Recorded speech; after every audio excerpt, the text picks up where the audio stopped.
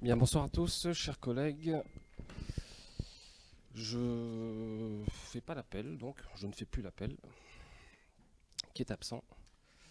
Gilles Pruvot, donc excusé, a donné pouvoir à Régis Semerio et Karine Largouet a donné pouvoir à Joël Massy. Désignation du secrétaire de séance, l'ami Clément Mézergue. Merci Clément. Il y a le PV qui... Des observations au sujet du PV, monsieur Malville? Pas d'observation au sujet du PV? Impeccable, super. On démarre donc la séance. Bonsoir à tous. Donc, première délibération à l'ordre du jour, passionnante, l'adoption du compte de gestion qui confirme donc par le comptable public que notre compte de gestion est le reflet exact du compte administratif 2021. Pour faire rapide, vous pouvez observer sur le compte de gestion que les recettes des deux sections pour l'année 2021 s'élèvent à 7 448 348 euros et 48 centimes, que les dépenses des deux sections s'élèvent à 7 177 000 euros, 7 177 831 euros et 86 centimes, ce qui représente un excédent cumulé des deux sections sur l'année 2021 de 270 516 euros et 62 centimes, soit le résultat de l'exercice 2021. Et puis si vous regardez l'état de indice 2, vous constatez le même chiffre, résultat de l'exercice 2021, 270 516 euros et 62 centimes, ce qui au total nous fait un excédent global de 1 890 197 euros et 64 centimes. Y a-t-il des observations? On est d'accord. Je passe compte de gestion au vote. Qui est contre? Qui s'abstient? Très bien, je vous remercie. S'agissant de l'adoption du compte administratif, je vais me retirer et laisser la parole à Frédéric Malville. Monsieur Malville, vous avez la parole.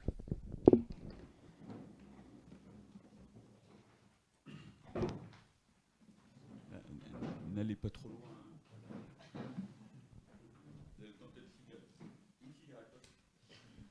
Alors, donc pour le compte administratif, vous avez tous reçu les 50 pages du document du compte administratif. Ça reflète, c'est la photo en fin d'année de tout ce qui s'est passé l'année dernière dans la commune sur le plan financier, et donc qui reflète les investissements et le fonctionnement de la commune. Ce qu'on peut remarquer, c'est que les mandats émis se montent en section de fonctionnement à 4 908 493,26 centimes. Ces mandats, on constate que la gestion financière est rythmée fortement et impactée par le contexte sanitaire. On peut espérer que le prochain budget sera beaucoup moins impacté, au moins pour les 6 derniers mois de l'année, au niveau de l'école, puisque c'est surtout impacté au niveau de l'école. On est impacté parce qu'il y a eu le choix de renforcer un protocole sanitaire dans les écoles, mais aussi de garantir autant que possible une continuité pédagogique qui fait du bien à tous les élèves et qui a porté ses fruits, enfin nous l'espérons et on le verra en fin d'année. Sur la partie ressources financières, nous avons les ressources financières, elles augmentent de 5,77% par rapport à l'année 2020, mais ça reste toujours inférieur à 2019 et à 2018. Donc 2018 qui peut être une année de référence. Alors ces ressources financières, elles amènent de plusieurs points. C'est les impôts, d'une part. Ça peut être les taxes d'aménagement. Enfin, c'est les taxes d'aménagement, pardon, c'est pas d'autre part. C'est les recettes à l'école, des ventes de tickets dans la cantine et du périscolaire. Qui lui a, je pense, d'après ce que lui normalement a augmenté un petit peu. Sur les titres émis, en mandat émis, pardon, sur la section d'investissement. Alors, je vais finir, pardon, sur la section de fonctionnement. En titre émis, sur la section de fonctionnement, on est à 5 080 000 euros. Le résultat de clôture, donc en section de fonctionnement, est de 170 888,50 centimes. Le report de l'exercice 2001, je ne sais pas si vous... N-1, je ne sais pas si vous vous souvenez, on avait sorti 200 000 euros qu'on a dit qu'on reportait. Report de l'exercice N-1, et ce qui nous fait un résultat comptable cumulé de 371 371 880 euros. Sur la section d'investissement, nous avons en Madami 2 269 338 euros. Titre émis 2 367 966. Résultat de clôture 98 628. Le report de l'exercice est d'1 419 000. Et donc on a un résultat comptable cumulé qui est de 1 518 000, qui permettra à ce résultat d'engager les travaux, enfin d'engager des investissements pour l'année 2022. Il nous reste à réaliser 277 000 euros d'investissement non réalisés. On va dire quand même qu'il y a 71% à peu près d'investissements qui ont été réalisés sur la commune en 2000 par rapport à ce qui était prévu en 2021, ce qui est plutôt bien. Ce qui reste à réaliser, c'est la médiathèque essentiellement. Avez-vous des questions? Si vous n'en avez pas, c'est très bien. Je pense qu'il n'y a pas de questions. Parlons plutôt du présent maintenant, arrêtons de parler du passé. C'est bon? Bon, bah, écoutez, moi je vais demander à Madame la première adjointe de le mettre au vote, s'il vous plaît.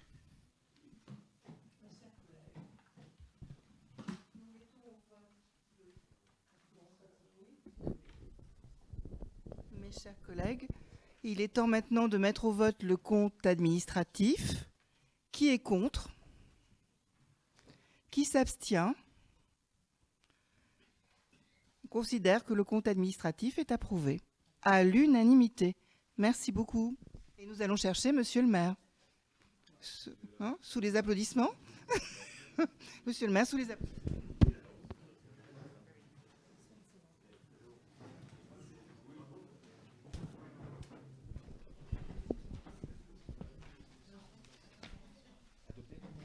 Adopté.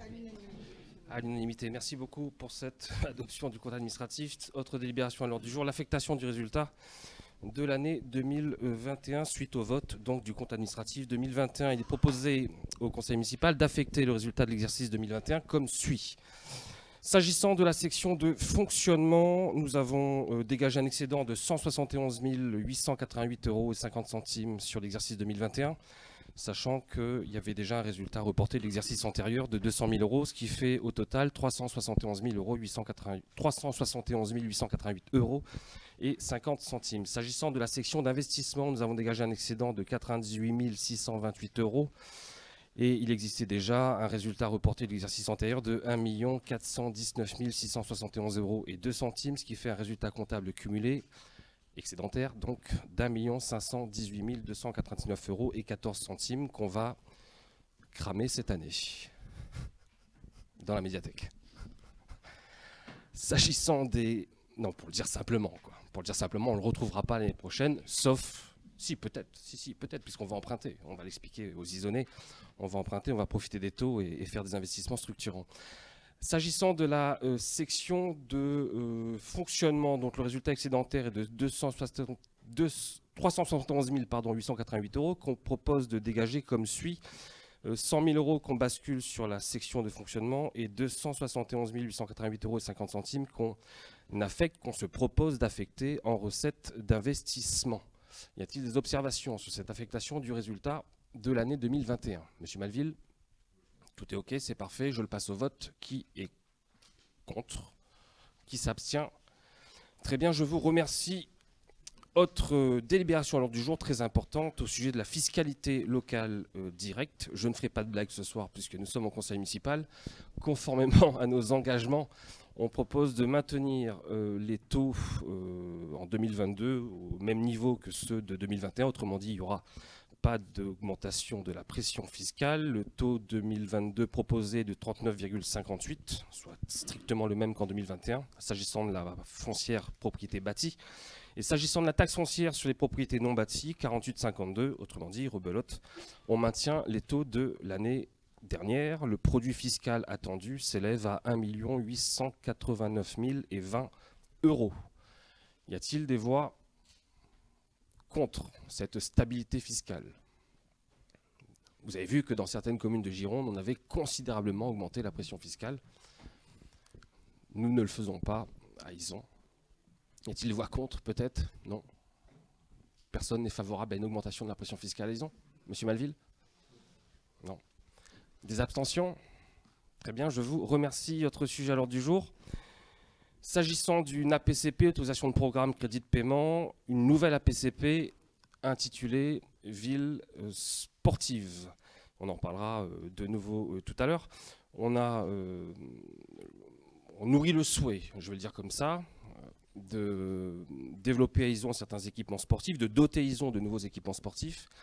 Et on souhaite, à cette fin, s'emparer d'une opportunité, je m'étais déjà expliqué à l'occasion du dernier conseil municipal, consistant à solliciter l'État et notamment le plan 5000 équipements sportifs, dit plan Macron, dans la perspective des JO de 2024. On espère que ISON pourra être parmi la shortlist, on va dire, des communes retenues. Évidemment, j'imagine que la bagarre sera ardue, mais néanmoins, on s'y prépare, et pour se préparer à une telle opération, nous devons créer une nouvelle APCP intitulée donc Ville sportive sur 3 ans. Alors on démarre petit, si je puis dire, sur 2022 avec 184 000 € prévus. Gilles va en parler tout à l'heure, Gilles Boye en parlera tout à l'heure pour vous dire un petit peu ce qu'on envisage de faire en 2022. Et puis si tout se passe bien, mais bon là on croise les doigts et on n'a aucune espèce de garantie, on démarrait en 2023 en prévoyant un budget à 1 044 000 € et on terminerait en 2024, année des JO de Paris, avec un investissement de 342 200 €. Voilà, grosso modo, à grande entrée, la PCP qu'on propose. Évidemment, elle aura vocation, je le dis tout de suite, à évoluer, c'est-à-dire que c'est un estimatif très très large, à la grosse maille, si je puis dire. C'est juste histoire d'être prêt, d'être dans les starting blocks pour pouvoir solliciter ces subventions de l'État. Et évidemment, je le répète, il y a une grosse incertitude, donc je ne voudrais pas que les gens croient qu'on vend du rêve. On a bien conscience qu'il sera très compliqué d'être parmi les communes retenues par l'État, mais on va se battre et faire en sorte qu'ils en soient retenus. Y a-t-il peut-être des observations du côté de l'opposition sur cette APCP? Tout est OK? Très bien, je la passe au vote. Qui est contre? Qui s'abstient? Je vous remercie. Autre sujet très attendu, la question des subventions que la commune versera aux associations, que l'on propose de verser aux associations en 2022. Gilles Boye, Monsieur Boye, vous avez la parole. Merci, Monsieur le maire. Merci beaucoup. Alors, les fameuses subventions aux associations, je ne vais peut-être pas toutes les détailler. Dans l'idée, nous souhaitons faire quoi? Nous avons répondu à toutes les demandes déjà, pour commencer. Pas de grosses modifications en termes d'associations qui étaient existantes. Nous avons simplement le basket qui passe de 2 500 à 4 000 € de subvention. Avec pour explication, ils sont en train de structurer le club. Ils vont prendre un emploi au niveau communication certainement. Et ils bataillent aussi pour mieux encadrer au niveau directeur technique du club. Donc on les accompagne là-dedans. Autre chose, courir à ISON qui l'année dernière, Monsieur Roux avait gracieusement rien demandé, alors que cette année il demande 500 €, et c'est tout à fait logique puisqu'ils ont déjà réussi à créer quelque chose de très sympathique le week-end dernier avec les boucles isonnaises qui ont plu, ça c'est sûr, pour y avoir été, ça a beaucoup plu. Donc bravo à Monsieur Roux et à son association. D'autres modifications, certainement oui, le bouchon isoné qui avait 750 € l'année dernière de subvention et qui passe à 1 000 €. La raison, c'est simplement que l'équipe de Monsieur Frier, qu'est-ce qu'ils font? Ils font que ça se passe super bien. Ils sont très à l'écoute de la mairie, c'est-à-dire qu'ils encadrent bien nos gamins. Ils vont chercher aussi beaucoup de... Ils nous aident beaucoup, c'est-à-dire qu'ils, par exemple, ils nous ont donné quelques cartes à remettre avec le CCAS. Ils ont accompagné la famille ukrainienne, ils ont fait des dons. Ils participent à Active Vacances, ils participent aussi à la fête locale, donc on récompense, ce qui est tout à fait logique aussi. D'autres associations, les écoludiques qui passent de 200 € l'année dernière à 1 200 € cette année. Donc déjà, c'est une association donc, déjà, qui se développe et qui a pour but, avec les 1 200 € de subvention, de financer le recyclage des masques. Donc c'est quelque chose de très, très, très bien. Le recyclage des masques, je ne veux pas dire de bêtises, je crois que ça coûte 2 500 €. Donc on les aide dans cette entreprise-là. D'autres modifications, Oxygène 2000, bon, c'est à la marge, mais enfin Oxygène 2000 qui passe de 400 € à 500 €. Pour quelle raison? C'est simplement parce que Oxygène 2000 participe chaque année aux marches du CCAS, aux marches pour le cancer du sein. Et puis voilà, et puis ils nous accompagnent aussi également chaque fois qu'il y a une nécessité, ils sont présents, même si le président a changé cette année, et c'est la vie d'une association, et le président d'aujourd'hui est très à l'écoute de nos demandes. Une autre modification, c'est la société de chasse Fusil Saint-Hubert. Donc eux, ils sont passés de 750 € à 1000 €. Pour quelle raison? C'est déjà, parce qu'ils nous ont accompagnés avec le CCS, là aussi, sur le vide-grenier. C'est ça, sur le vide-grenier. Et donc, on les récompense par rapport à ça. C'est un vide-grenier qui a super bien marché. Ils font également, on sait très bien aussi également que ils sont à l'étroit dans leurs locaux. Alors ça pousse de partout, mais bon, on n'est pas extensif. Donc on essaye de faire ce que l'on peut, mais bon, voilà. Ils ont aussi également acheté une chambre froide pour pouvoir stocker tout leur gibier et éviter quelques insalubrités. Voilà en gros pour les modifications. Après, il y a des nouvelles associations que l'on va accompagner. Donc Joxero, qui est existante sur Ison depuis déjà 4-5 ans, facile. Donc ils ont demandé 500 €, donc oui, on les accompagne 500 €. Joxero, c'est quoi? C'est 4-5 bonhommes qui se déguisent en Action Man, en ce que vous voulez, en Candy. Pour les mecs, c'est moyen, mais bon, ça, il y en a, ça passe. Pourquoi pas?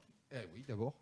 Et voilà, donc, et puis grâce à leur association, ils vont aussi dans les hôpitaux et rendre un petit peu le sourire à nos loustiques, donc on les accompagne là-dessus. Une autre association, Ils ont fait du bruit. Alors, Ils ont fait du bruit, c'est l'association qui va nous accompagner et nous aider dans la fête de la musique, les 17 et 18 juin. Belle date, 18 juin d'ailleurs. Et donc, par rapport à ça, ils vont donc nous accompagner. On va les aider, bien sûr. Il est prévu sur Ison, on encourage bien sûr tous les Isonnais à venir faire la fête avec nous. Ça va se passer sur 2 jours avec des concerts, avec des tatous, avec un peu de tout. Il y a beaucoup des voitures, des motos. Voilà, Ils ont fait du bruit. Donc on vous invite à venir y participer du 17 et 18 juin. Une autre association que l'on soutient, c'est le comité de jumelage, bien sûr, pour une somme de 4 700 €. Alors là, le comité de jumelage, il est créé depuis l'année dernière. Ça se met en route. Il va y avoir des échanges. D'ailleurs, je crois que c'est, si je ne dis pas de bêtises, fin avril, début mai. C'est ça, du 29 au 2 mai. Je ne vais pas dire de bêtises. Du 29 au 2 mai, il y a aux amis allemands qui viennent. Donc voilà, donc on accompagne ce comité-là. Et enfin, le dernier, c'est l'atelier partagé de Guy Ferrer, donc, qui est installé à Borges, qui doit ouvrir fin mai, je pense. Je crois que c'est le 31 mai qui doit attaquer. Et début mai, il attaque. Bon, c'est cool. Et donc, on les subventionne à hauteur de 500 €. Et eux, qu'est-ce qu'ils vont faire? Ils vont recycler tout ce qui est bois. Donc, par exemple, travailler avec les jardins partagés, c'est-à-dire faire des compostières, prendre 2-3 drôles de Ison et avec leur monter un projet sur 15 jours, 3 semaines, et ensuite passer à 2-3 autres personnes pour pas que ça soit trop non plus l'anarchie dans le local. Le local vient juste d'être refait et il y a matière à travailler. Voilà, donc en gros, on passe d'un montant total de subventions en 2021 de 45 000 € à cette année 56 000 € en subvention totale. Je viens d'expliquer les grosses lignes pour quelles raisons ça va augmenter. Après négociation, bien sûr, entre nous. Et il y a une dernière somme. Aujourd'hui, la totalité de la somme, c'est 53 250 €. Donc le delta, en fait, c'est en non affecté, c'est le comité des fêtes. Le comité des fêtes qui s'est créé il y a un peu plus de 15 jours, le samedi, un peu plus de 15 jours, qui a lancé, c'est signé. Ils ont fait leur assemblée générale mardi dernier.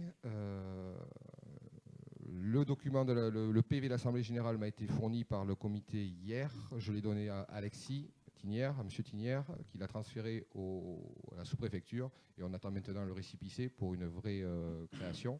Une fois qu'on aura le récépissé, on pourra leur donner cette subvention. Et donc, c'est la raison pour laquelle on ne pouvait pas l'intégrer dans toutes les associations affectées. C'est une réserve, ni plus ni moins.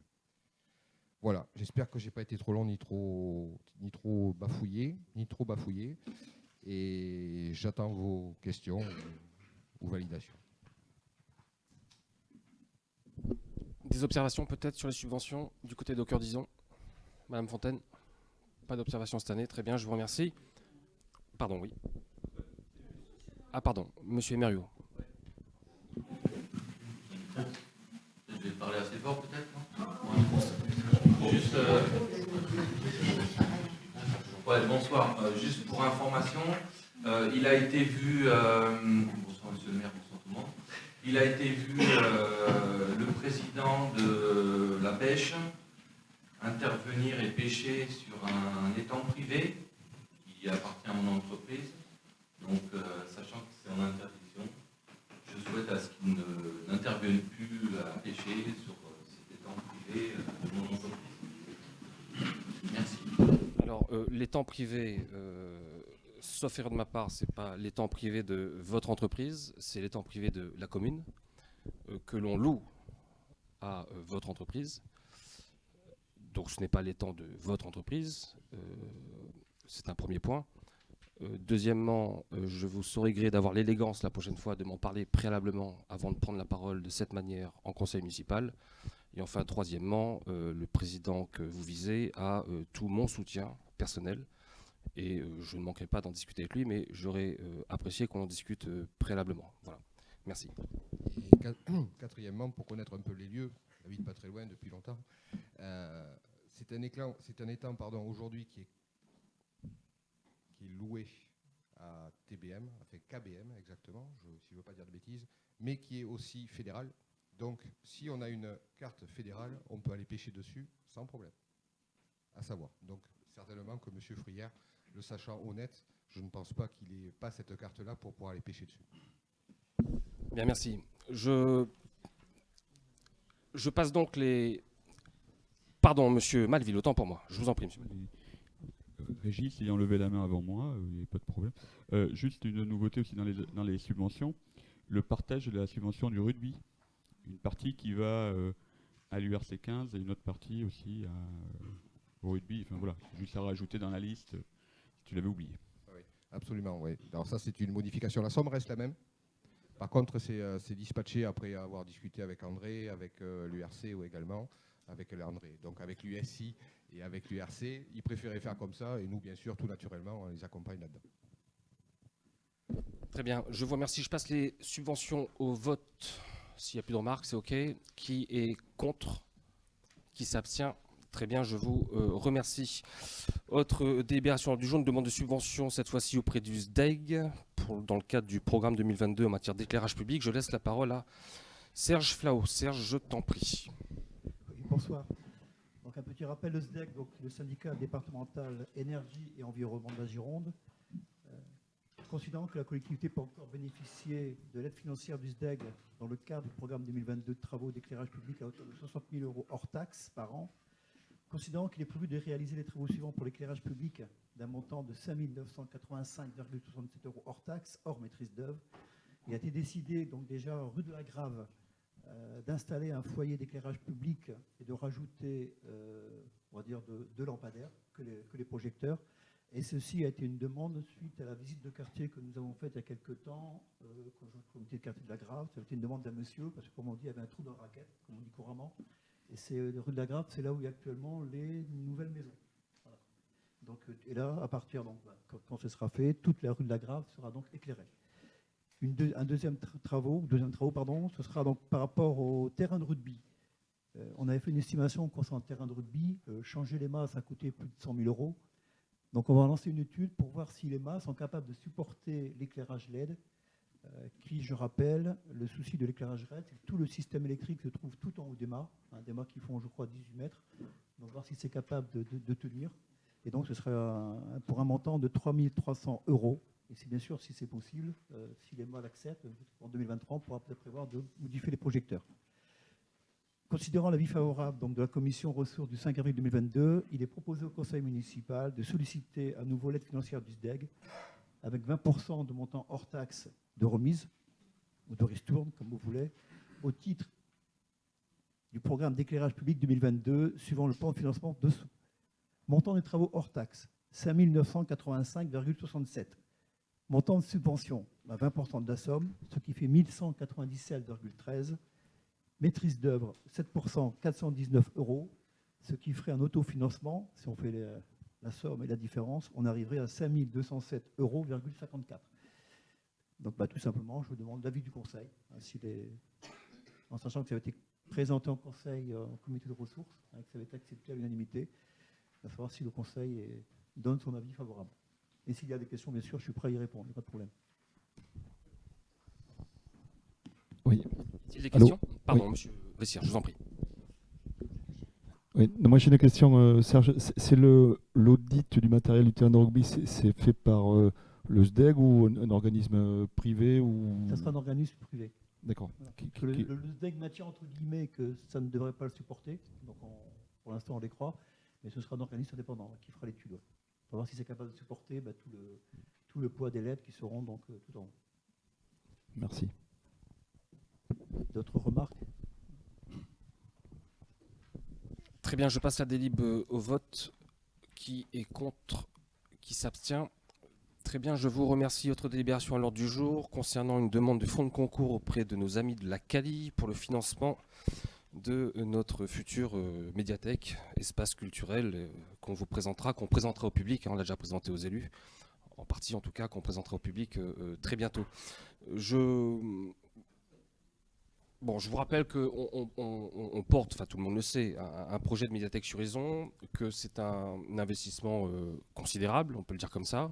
On en parlera tout à l'heure dans le cadre de ce budget. On avait formulé une demande de fonds de concours auprès de la CALI, à hauteur de 175 000 €, en pensant qu'il y a quelques semaines, quelques mois, qu'on ne pourrait pas obtenir davantage que 175 000 €, après discussion bienveillante avec nos élus de la CALI, et tout particulièrement avec Philippe Buisson.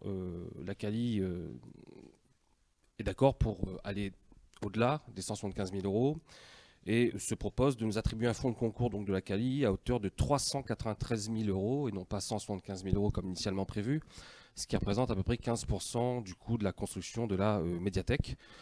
Je rappelle que les travaux de construction, on en a à peu près pour 2,6 millions, dont 2 millions de subventions grâce au fonds de concours de la CALI, ce qui représente un reste à charge pour la commune que je trouve à titre personnel assez raisonnable, de 570 000 € pour la construction du bâtiment, ce qui représente à peu près 21% du coût du bâtiment. Après, évidemment, il y a tous les aménagements extérieurs à faire, les travaux de VRD, l'équipement intérieur, le fonds documentaire, etc. On en parlera tout à l'heure, ça représente en plus 700 000 € à mettre en autofinancement, si je puis dire. Mais bon, on avait bien besoin de ce fonds de concours de la CALI. Je remercie une fois encore la CALI, en particulier Philippe Buisson, j'allais dire Philippe Libourne, vous voyez, Philippe Buisson, pardon, de ce geste, qui témoigne, soit dit en passant, d'une ambition culturelle du côté de la CALI assez remarquable, puisque après Boma, le territoire de la CALI va voir émerger une nouvelle médiathèque de tout premier plan. Et j'espère que cette médiathèque saura nourrir à la fois le territoire isonné, évidemment, et le territoire de la CALI d'une manière plus générale. On aura, je le répète, l'occasion de présenter au public comment est-ce qu'on conçoit la vie, l'utilisation de cette médiathèque. Voilà. Y a-t-il des questions peut-être au sujet de cette demande de fonds de concours? Donc on se contente d'actualiser en quelque sorte notre demande de fonds de concours à hauteur de 393 000 €. Des questions? Très bien. Y a-t-il des voix contre? Des abstentions? Très bien, je vous remercie et une fois encore merci à nos collègues de la CALI de nous accompagner dans ce projet. Madame Carrère, Oui, je vous en prie, avec monsieur un petit le peu de maire, retard, je vous en prie. non, excusez-moi, c'est parce que j'étais en train de regarder les chiffres qui ont changé dans le tableau par rapport au premier qu'on avait étudié en commission. Et je voulais avoir on aurait souhaité avoir quelques explications. C'est sur la participation du conseil départemental et la subvention accordée. Puisqu'auparavant, en commission, on avait 748 253 €. Et là, je vois 680 603 €. Donc, une participation à hauteur de 25,9% au lieu de 28,5%. Alors, je voulais en connaître la raison. Et puis ensuite, en la ligne en dessous, il y a un autofinancement à 1,31 million.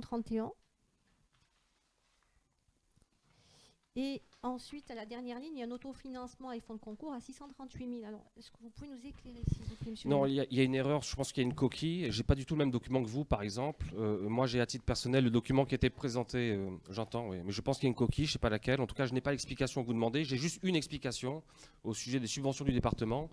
Le département nous a fait savoir il y a quelques semaines qu'il ne pourrait pas nous accompagner en 2022 sur l'aménagement intérieur de la médiathèque au sujet du mobilier. Pourtant, c'était dans les tuyaux.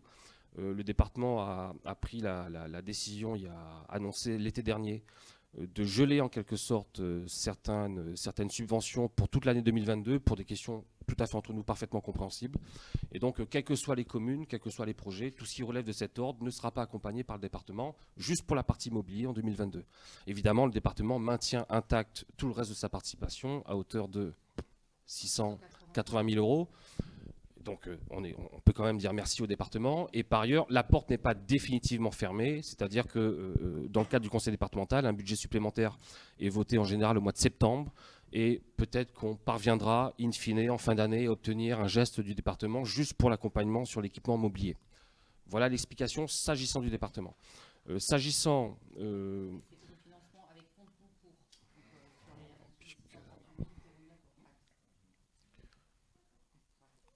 En tout cas, si vous souhaitez des explications plus fines, parce que je ne suis pas capable de vous livrer ce soir, une fois encore, j'ai le document, moi, qu'on a présenté en commission. Et d'ailleurs, j'ai du mal à comprendre comment est-ce que le document qu'on a présenté en commission puisse ne pas être raccord avec le document qui vous est présenté ce soir. Mais c'est vous qui me l'apprenez. Donc, je vous apporterai des explications plus fines si vous voulez demain. Mais je pense sincèrement qu'il s'agit d'une coquille quelque part. Il n'y a pas de loup. Voilà. Dit autrement, il n'y a absolument pas de loup. Non, c'était juste, je m'en doutais, mais c'était quand même pour avoir l'explication de cette baisse de subvention du conseil départemental. Merci. Je comprends, merci. Donc j'ai déjà passé au vote, on est d'accord. Madame Carrère, avant, je maintiens, vous maintenez donc votre vote. Hein. On est d'accord en dépit de cette remarque. Très bien, je vous remercie. Autre délibération à l'ordre du jour. Brigitte Nabé-Girard, s'il te plaît, Brigitte, au sujet de la création d'un poste d'assistant de conservation. Eh bien, nous venons de parler de la médiathèque et du bâti. Et nous allons la faire vivre, cette médiathèque, et répondre à nos engagements, c'est-à-dire que nous allons entrer dans la phase de recrutement, et c'est le cas actuellement, puisqu'il nous faut recruter donc un agent c'est sur un poste d'assistant territorial de conservation du patrimoine. Donc ce recrutement, il est en cours et prendra effet dans le courant du mois de mai, parce qu'il y a énormément, bien évidemment, de travail avant l'ouverture d'une médiathèque. Hein, le choix des collections, l'installation, etc. Donc voilà, cette médiathèque, elle commence à vivre déjà, et elle va vivre hors les murs, en attendant de sortir complètement de terre. Y a-t-il des questions au sujet de cette création de poste? Pas de questions, Mme Carrère. Très bien, je passe donc cette délibération au vote. Qui est contre cette création de poste d'assistant de conservation? Qui s'abstient? Très bien, je vous remercie. Autre sujet à l'ordre du jour, sujet majeur, sujet principal. L'adoption du budget primitif pour l'année 2022. Je vais vous exposer grosso modo les grandes lignes de ce budget qui donnera lieu peut-être, je l'espère en tout cas, à débat. Évidemment, le vote d'un budget primitif est un moment très important dans la vie d'une collectivité. C'est peut-être même le moment, classiquement en tout cas, le plus important de l'année, puisque c'est dans ce budget que sont prévues et autorisées à la fois les recettes et les dépenses qui se feront en principe tout au long de l'année 2022. Je rappelle quand même, à titre liminaire, que le contexte est assez contraignant, un contexte de crise sanitaire, un contexte de crise géopolitique, un contexte de crise politique, peut-être bientôt, je ne le souhaite pas en tout cas, et que ce contexte nous oblige à nous adapter en continu. Et donc, je préfère le dire maintenant aux isonnés, compte tenu des incertitudes autour de ce contexte, et notamment autour du contexte sanitaire, il ne faut pas exclure que l'on soit conduit en fin d'année, à la rentrée, à le modifier comme on a pu le faire par le passé. Typiquement, si l'épidémie de Covid reflambe, évidemment personne ne le souhaite, mais je disais déjà ça l'année dernière, à la même époque, il va falloir qu'on s'adapte, principalement pour faire face au protocole sanitaire, si le protocole sanitaire devait être mis en place au niveau des écoles. Je le dis d'entrée, il faudra peut-être qu'on s'adapte. Je ne le souhaite pas, bien évidemment. Je ferme la parenthèse. Ce budget 2022, classiquement, a été construit d'abord pour répondre aux besoins de la population. Et j'insiste sur le fait qu'on mène une politique municipale pour répondre aux besoins de la population, des besoins quotidiens, pas que des besoins quotidiens, mais on est là... En tout cas, on fait tout ce qu'on peut pour répondre aux besoins de la population avec conviction, en offrant à la population des services et des structures public de qualité. J'ai pu lire il y a quelque temps que on ne faisait rien pour améliorer le quotidien des isonnés. Je trouve les propos non pas insultants, mais totalement disproportionnés. On fait assurément tout ce qu'on peut pour améliorer le quotidien des isonnés. On a construit un budget également pour mettre en œuvre des projets structurants, pour préparer des projets structurants, ce qui demande évidemment du temps, ce qui peut ne pas satisfaire les adeptes du tout de suite, mais on s'y attelle là encore avec conviction, avec sérieux. Et ce budget 2022 et celui qui suivra en 2023, je l'espère en tout cas, témoigneront de cette volonté très très forte de mettre en œuvre des projets structurants qui s'inscrivent sur le long terme. J'insiste beaucoup sur cette inscription dans le long terme. Ce budget, dans un contexte très contraint, a été construit de manière volontariste, mais tout en étant volontariste, c'est-à-dire tout en faisant montre de beaucoup de volonté politique.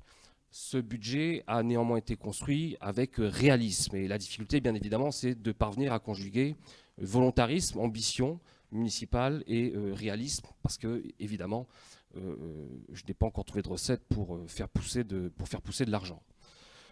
Ce budget se présente sur ces grandes structures en section de fonctionnement à hauteur de 5 270 574 € et en section d'investissement à hauteur de 5 363 038 €, ce qui, vous en doutez, constitue un record dans l'histoire d'Ison.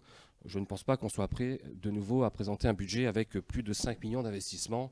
C'est exceptionnel dans l'histoire d'Ison. Ça sera évidemment appelé à se répéter, mais peut-être pas l'année prochaine. Encore que, on ne sait jamais. Je vais vous présenter très classiquement d'abord des éléments qui relèvent de la section de fonctionnement, avant d'aborder dans un second temps tout ce qui relève de la section d'investissement. Du côté de la section de fonctionnement, je présenterai en premier lieu les dépenses de fonctionnement, en tout cas les grandes masses. Évidemment, on pourra discuter du détail après si vous le souhaitez. Puis j'aborderai la question des recettes. Hein. Il faut bien parler quand même par les recettes, des recettes de fonctionnement. Du côté des dépenses de fonctionnement, bon, d'abord, les charges à caractère général, le fameux chapitre 11, qui représente quand même 27% du budget total de fonctionnement, c'est pas rien, et qui correspond aux dépenses obligatoires et courantes de la collectivité. On compte dans ce chapitre 11 des dépenses obligatoires liées notamment aux fluides, qui subissent une augmentation, et donc là, c'est moi comme des collègues, on n'est pas à l'aise face à cette flambée du coût de l'énergie. On table sur une augmentation de 8%, peut-être que ce sera 15%, il y en a qui annoncent 15% d'ores et déjà. Il est bien évident qu'il va falloir qu'on s'adapte là encore, et il est non moins évident qu'il va falloir sensibiliser les usagers, et je songe aux associations en particulier, Gilles, il va vraiment falloir qu'on sensibilise les usagers, les associations sur les économies d'énergie auxquelles on doit parvenir, puisque si on continue comme ça, on ira à l'inverse de ce qu'on a promis, c'est-à-dire, je vous rappelle qu'on s'est engagé sur un plan de descente énergétique, ça c'est écrit noir sur blanc dans nos engagements, et donc j'aimerais bien, quel que soit le contexte, qu'on fasse tout pour assurer cette descente des consommations énergétiques, évidemment dans la mesure du possible. Et ça commence, on en discutait avec Frédéric Malville en commission, par une sensibilisation, voire un suivi des consommations réelles, bâtiment par bâtiment. Il va falloir en tout cas qu'on discute sérieusement avec les usagers, pas que les associations. Hein. Je pense au groupe scolaire en particulier. Sur le groupe scolaire, il y a très certainement des sources d'économie à réaliser. On trouve également du côté du chapitre 11 les postes d'achat de fournitures, d'entretien, de petits équipements de voirie. Bien évidemment, ça permet à nos agents notamment de réaliser des travaux en régie, c'est indispensable. On a une petite inconnue sur les contrats de prestation de services par rapport à la restauration scolaire, puisque notre prestataire n'annonce pas très clairement si on va avoir des hausses ou pas, et si oui, dans quelle proportion. Quand je vois ce qui se passe ailleurs, on annonce parfois ici ou là encore entre 15 et 18% d'augmentation. Je ne vous cache pas que c'est un peu inquiétant. En tout cas, l'inflation, le hausse du coût des énergies, le hausse du coût des matières premières fait que très probablement ce contrat de prestation de service donnera lieu très probablement à une augmentation. On a tablé sur 20 000 € d'augmentation, mais je dis peut-être une bêtise, je crois qu'on est parti à peu près sur 20 000 € d'augmentation, ce qui représente à peu près 8% d'augmentation. Une fois encore, peut-être qu'il faudra s'adapter en fonction de l'évolution du contexte. Du côté des contrats de maintenance, il n'y a pas beaucoup de nouveautés. Du côté des réparations des bâtiments, des voiries, des réseaux, c'est du classique. L'enveloppe est assez classique. Du côté des assurances nécessaires, on a réalisé des économies puisqu'on a renégocié nos contrats. On réalise à peu près 10 000 € d'économies. Je félicite ceux qui ont négocié ce contrat avec les assureurs. Du côté des frais d'acte et de contentieux, on reste sur la même enveloppe, une enveloppe à 15 000 €, même si de fait les contentieux, enfin je trouve en tout cas que les contentieux restent trop nombreux. Je crains d'ailleurs qu'ils se multiplient pour des questions d'opportunité dues notamment à des problématiques d'urbanisme et des problématiques foncières. On a un budget fêtes et cérémonies à noter, on a un budget fêtes et cérémonies qui augmente, et j'assume bien volontiers que le budget fêtes et cérémonies augmente. Notre signature était ensemble vivons Ison, c'était la signature du Réveil Isonnais. Cela passe heureusement par des ambiances festives. Je suis plutôt très très fier, heureux en tout cas, heureux de voir que les gens apprécient ce climat festif. Il faut en profiter parce que ce n'est pas le cas toute l'année. J'aimerais en tout cas que les Isonnais festoient davantage. Je récuse en revanche le procès consistant à dire que on ne pense qu'à festoyer. Non, on souhaite que les gens fassent la fête. Je l'assume bien volontiers. Je suis heureux de voir les Isonnais festoyer. Je suis à la fois fier et heureux de contribuer à ce qu'ils puissent faire la fête. En revanche, je travaille, nous sommes plusieurs à travailler, beaucoup travaillent à Ison. La plupart des Isonnais travaillent dur. Après le labeur, évidemment qu'il est bon de faire la fête. Donc on continue à mettre l'accent sur le budget fêtes et cérémonies. Les Isonnais s'en apercevront, je l'espère, d'ailleurs dès vendredi soir, puisqu'on démarre notre saison des marchés nocturnes bien plus tôt que l'année dernière. On doit avoir 2 mois d'avance par rapport à l'année dernière. On fera un premier marché nocturne vendredi. Tout ça a évidemment un coût pour la collectivité, mais il me semble que tout ça rencontre plutôt un succès certain. Et je serais très heureux en tout cas qu'Ison devienne une ville de fête. Et à cet égard, Gilles, je te rejoins. Je salue la naissance du comité des fêtes et je remercie tous ceux qui s'y sont engagés et tous ceux qui s'y engageront à l'avenir, puisque le comité des fêtes a vocation évidemment à réunir beaucoup d'Isonnais. Donc budget fêtes et cérémonies, oui, à la hausse, et on l'assume sans difficulté. Budget de communication, on est toujours dans le 11. Budget communication, oui, à la hausse. Alors on est mauvais en communication, on nous l'a reproché à juste titre. En tout cas, je suis mauvais en communication. Ce n'est pas le cas de l'adjointe à la communication, qui est évidemment brillante en communication. Et j'assume toutes nos mauvaises communications. Je ne suis pas un communicant, je le dis haut et fort. Je préfère le labeur à la communication. Néanmoins, on va faire des efforts. On va s'améliorer, on va davantage communiquer, davantage publier des gazettes. Et puis surtout, et ça c'est un travail de longue haleine, Audrey Combier s'y attelle, on va restaurer le site internet, en tout cas on va refondre, non pas restaurer, on va carrément procéder à une refonte du site internet qui en a bien besoin. Tout ça c'est du temps, tout ça c'est de l'argent, et donc les Isonnais, j'espère en tout cas en 2022, s'apercevront très rapidement qu'on fait des efforts en matière de communication, en tout cas on essaie d'en faire. Du côté des charges de personnel, alors là les charges de personnel c'est le fameux chapitre 12, je ne répéterai pas ce que j'ai dit la dernière fois, mais c'est vrai. Le chapitre 12 qui représente quand même 51% du budget total de fonctionnement. Et donc là, comme on le dit toujours, comme l'avait dit ma prédécesseure, comme l'a dit très probablement son prédécesseur, le chapitre 12, l'objectif quand même, c'est de le stabiliser autant que possible, tout en maintenant une qualité de service public. Et donc la difficulté, c'est stabiliser ces dépenses de personnel tout en renforçant la qualité du service public. On va essayer de les stabiliser, on va même peut-être les diminuer par rapport aux exercices antérieurs.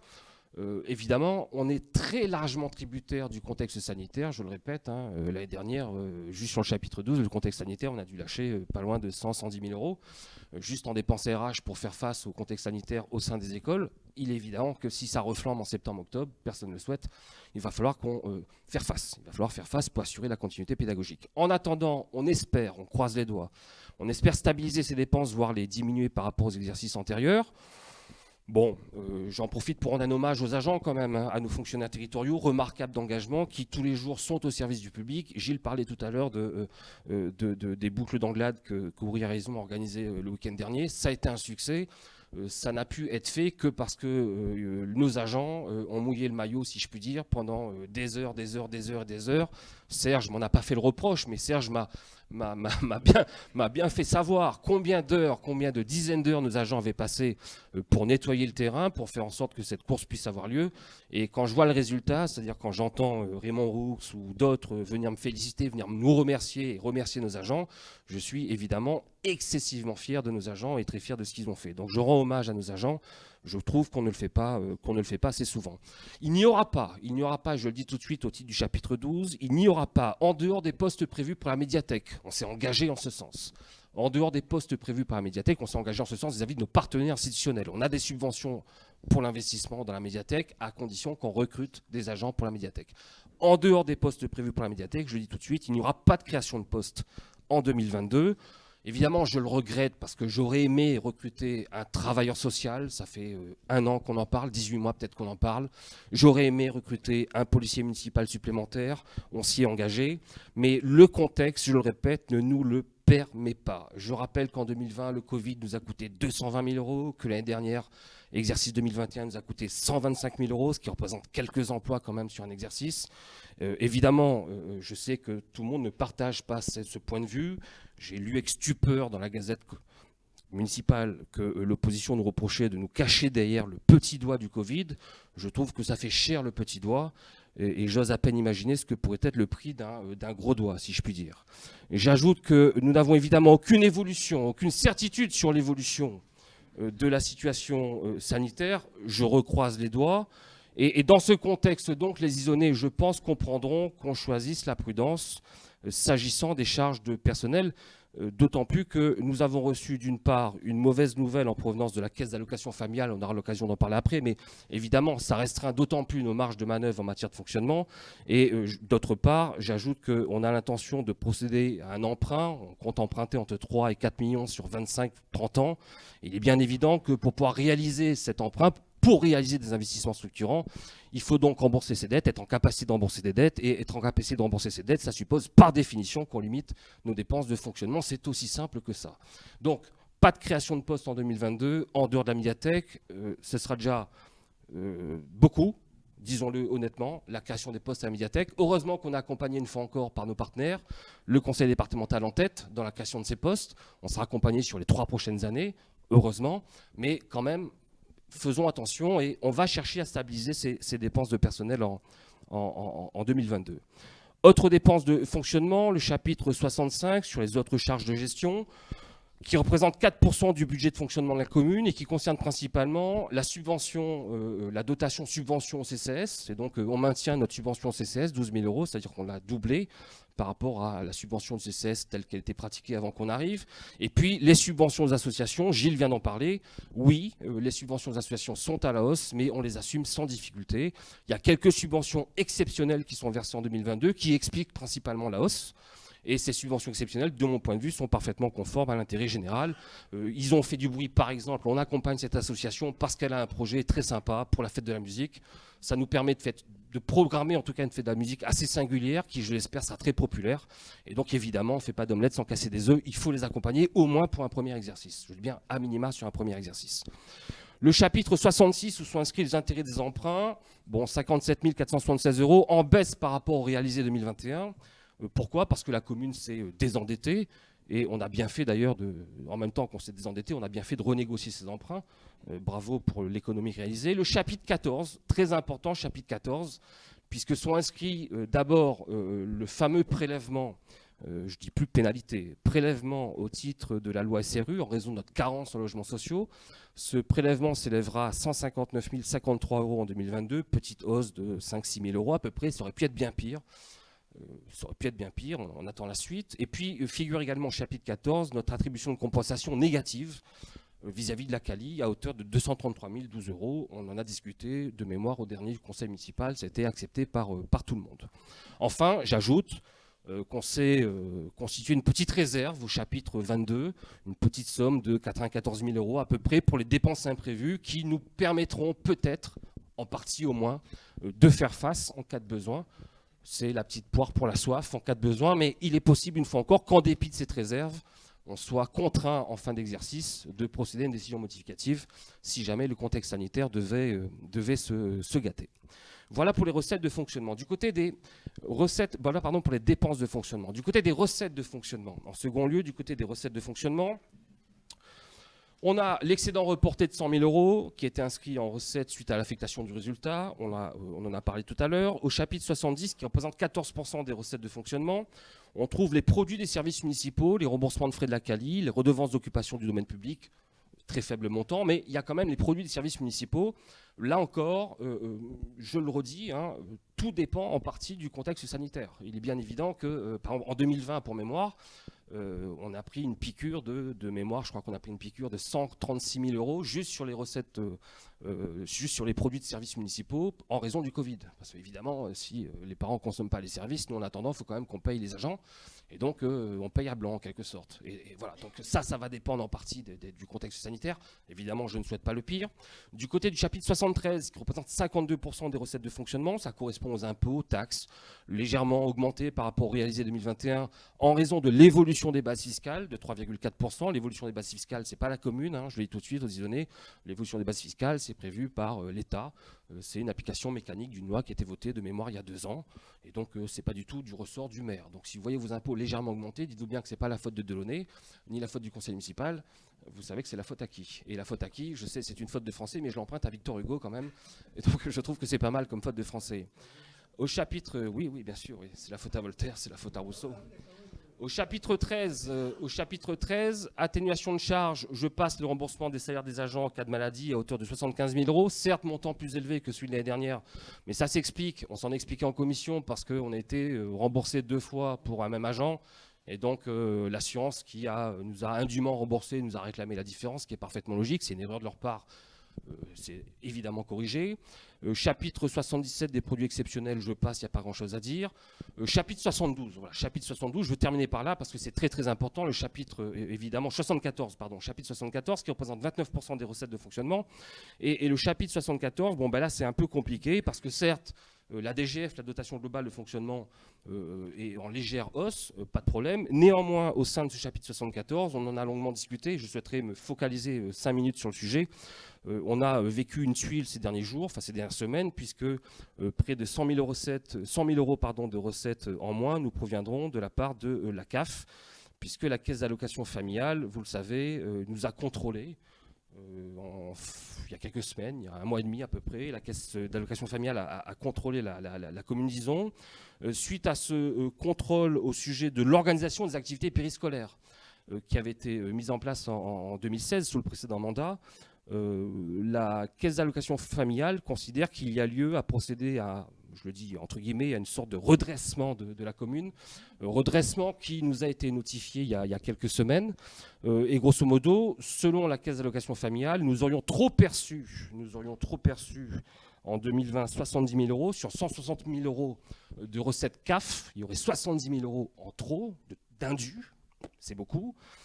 Évidemment, c'est la même chose en 2019, c'est la même chose en 2021, et tout ça est rattrapable potentiellement sur 3 ans. Je ne sais pas encore si ce sera rétroactif ou pas, je n'arrive pas à avoir la réponse. En tout état de cause, en raison de ce redressement de la caisse d'allocation familiale, qui sanctionne donc en quelque sorte l'organisation qu'on a mise en place pour les activités périscolaires depuis 2016, en raison de ce redressement, on perd à peu près 80 000 euros de recettes en 2022, ce qui est considérable.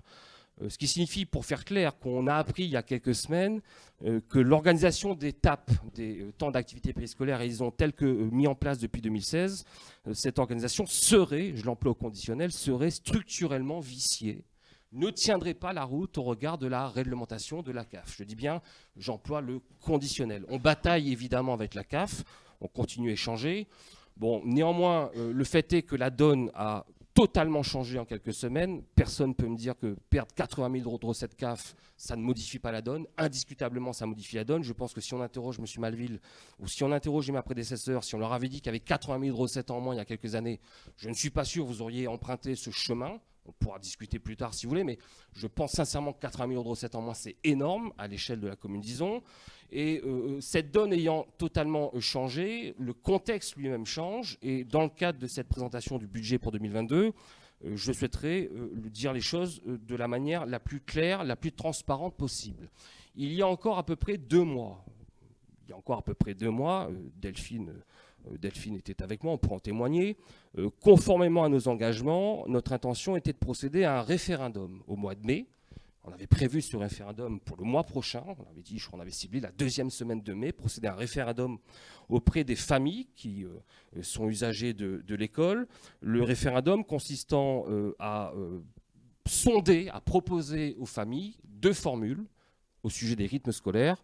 Une formule à 4 jours et une formule à 4 jours et demi. Et donc on avait vraiment la volonté très forte, conforme à un engagement qu'on avait pris, de procéder à ce référendum pour consulter les parents sur la question des rythmes scolaires, qui est une question qui défraie la chronique depuis un petit moment.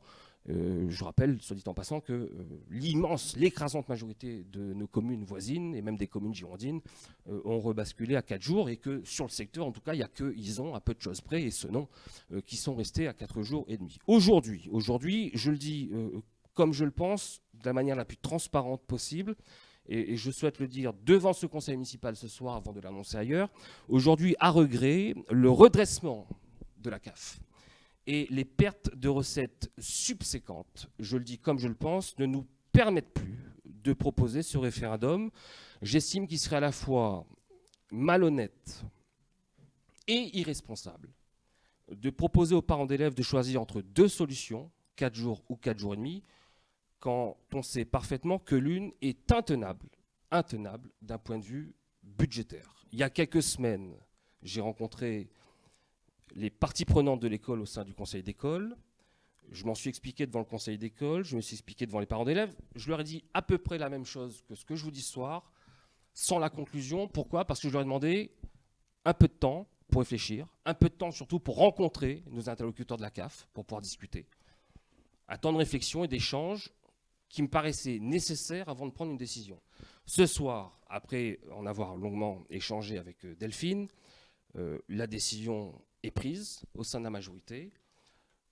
Je suis contraint d'annoncer en responsabilité, je le dis, à regret, sans gaieté de cœur, que nous rétablirons la semaine des 4 jours à compter de la rentrée de septembre 2022. Je le dis tout net, devant ce conseil municipal, je tenais à l'annoncer au conseil municipal avant de l'annoncer à toutes les parties prenantes des écoles, personnel et parents d'élèves qu'on va rencontrer très très rapidement, peut-être même dans les 2 jours si c'est possible.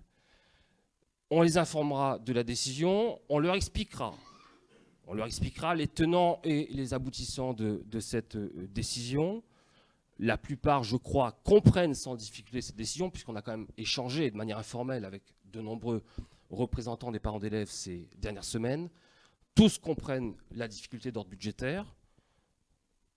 Je souhaiterais néanmoins qu'on les rencontre, non pas seulement pour leur annoncer et leur expliquer pourquoi on l'a fait, pourquoi on a pris cette décision, pourquoi on renonce à ce référendum. Je souhaiterais qu'on les rencontre également pour organiser avec elles, co-organiser en quelque sorte avec ces parties prenantes, la future organisation telle qu'elle sera en septembre, à compter de la rentrée de septembre. Sur 4 jours, je souhaiterais qu'on ne perde pas de vue l'intérêt de l'enfant.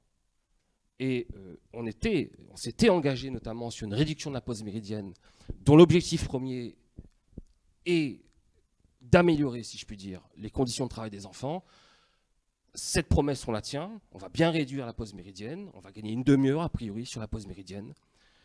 On va mettre un service périscolaire. On va essayer d'insuffler un service périscolaire de qualité sur le temps de pause méridienne. Mais on ne partira plus sur la semaine des 4 jours et demi. Je préfère l'annoncer maintenant pour être clair avec le conseil. Je préfère l'annoncer maintenant pour que les parents puissent prendre les devants. Si d'aventure certains d'entre eux devaient faire une demande de passage à temps partiel, qu'elles aient un maximum de temps pour le faire, il vaut mieux leur dire maintenant que leur annoncer en juin. J'ai par ailleurs, j'insiste, une grosse pensée pour tous les animateurs, personnels de valeur au statut très précaire, qui auront à souffrir de cette décision. Et je m'engage à ce qu'on les accompagne au mieux afin d'assurer une transition aussi paisible que possible, dans toute la mesure du possible. On fera tout, en tout cas, pour leur trouver une issue la plus favorable possible.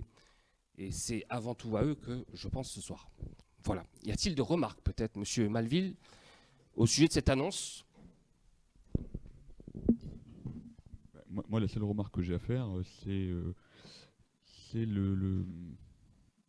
l'hypothèse de l'erreur donnée par la CAF, réalisée, comme vous le dites, enfin, comme vous l'insinuez plutôt, par l'ancienne équipe. Je répète, la CAF a validé l'organisation, elle a tout validé, elle avait les rapports d'activité qui lui permettaient, dès 2017, de dire « ça ne va pas si ça ne devait pas avoir été ». Or, elle a validé l'année 2016, puisqu'on travaille non pas sur l'étape, mais sur la prestation, la PSO, Voilà. Ensuite, oui, les 4 jours et demi, c'était une belle réforme. On peut en penser ce qu'on a envie. Je pense qu'on est nombreux autour de la table. Chacun doit avoir une pensée différente. Enfin, moi, à mon avis, c'était une belle réforme. C'était une réforme qui allait dans le sens pour les enfants, avec des découvertes d'activités. En 2017, je crois, ou 2016, je ne me souviens plus en quelle année c'était, on avait créé une commission extra-municipale où avait siégé la commission éducative, de mémoire Delphine, c'était ça, commission éducative, avec des représentants de parents d'élèves, avec les représentants des parents d'élèves, avec des représentants de professeurs, et il y avait eu un travail en commun de fait là-dessus. Je peux que vous inviter à refaire cette typologie de commission où chacun participe à donner son avis, et c'était une commission qui avait été créée par délibération, de mémoire en plus. C'est pas une commission, je me souviens plus le terme exact et juridique du nom de la commission. Très Ensuite, bien. Comment ? Pardon, excusez-moi, je vous ai interrompu. Je croyais que vous avez fini. Excusez-moi. Je ne sais plus qu'est-ce que j'allais dire, donc j'ai fini. Non, mais je voulais juste rebondir sur ce que vous aviez dit, juste pour vous dire que la commission, on s'est réservé la possibilité, dans le règlement intérieur, d'inviter les représentants des parents d'élèves, notamment, à venir participer aux travaux de la commission, et on le fera bien évidemment. Par ailleurs, je répète, on s'est... Enfin, je m'engage en tout cas personnellement, et je me permets d'engager Delphine.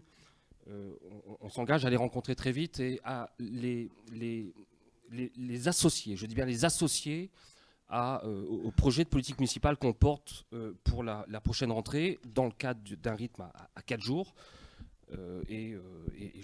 On est en tout cas à la totale disposition des parents d'élèves. On l'a dit, hein, le jour du conseil d'école, quand on les rencontre de manière informelle, on le répète, et on aura l'occasion d'en discuter. Vous serez évidemment les bienvenus tous pour participer à ces travaux. Vous soutenez M. Malville à juste titre, j'ose le croire. Vous soutenez que la CAF a validé l'organisation que vous avez mise en place sous le précédent mandat. Je vous crois. Je vous crois, et je répète ici publiquement, je vous l'ai dit d'ailleurs à l'occasion du conseil municipal, je vous l'ai dit en commission, je vous l'ai dit en off, je vous crois. Ce n'est pas le sujet. Le sujet, c'est de parvenir à convaincre la CAF. Le sujet, c'est d'entrer dans une phase peut-être contentieuse avec la CAF.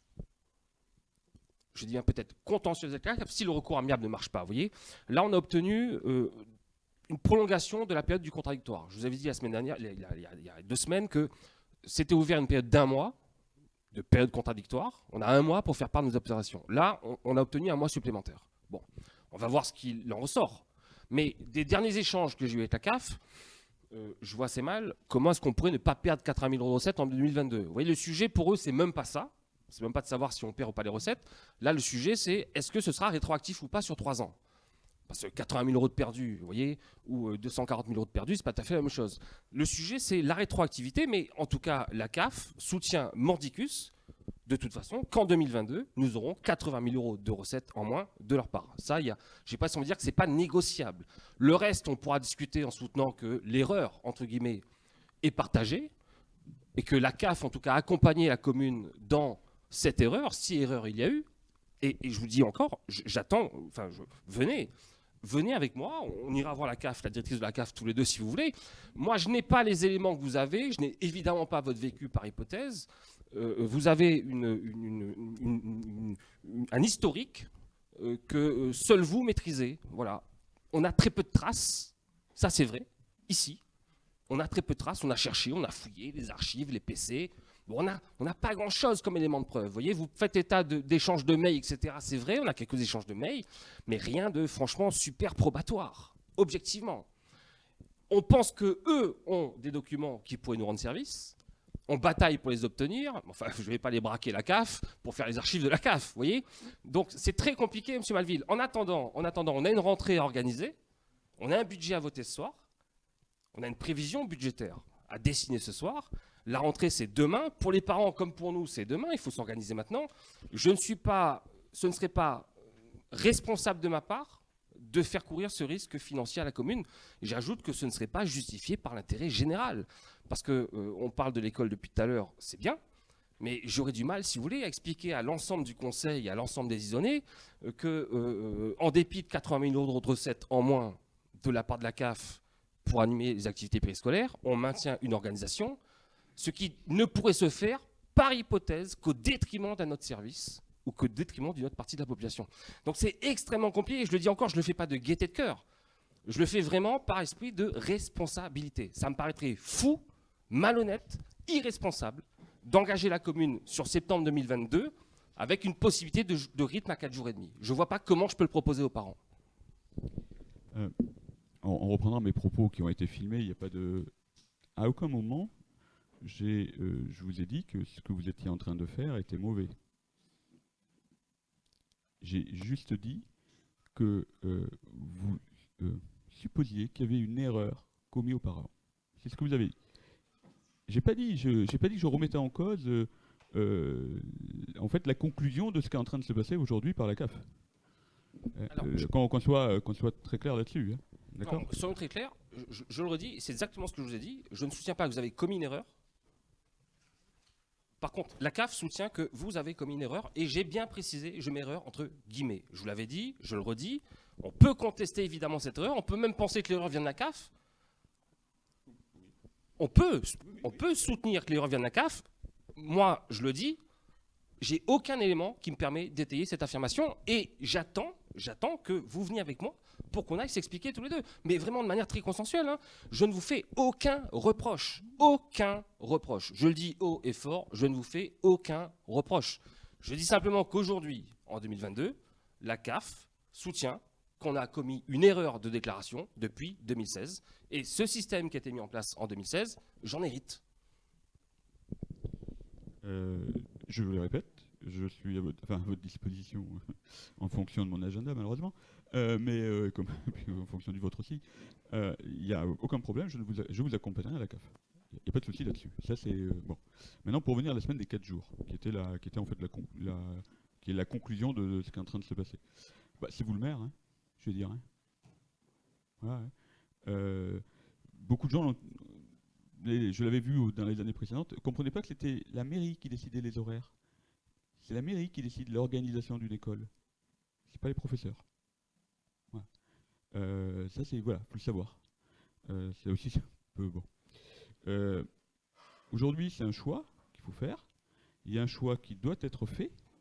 Vous avez décidé de passer à 4 jours. Effectivement, on aurait, je pense, tous aimé, dans un autre contexte, certainement le faire par référendum, ou au moins par étudier les parents, discuter avec eux sur quelle était la... Parce que c'est aussi un moment d'échange qui est sympa. On n'est pas toujours d'accord sur ces échanges qu'on peut faire avec des parents ou avec des professeurs, mais au moins c'est un moment d'échange.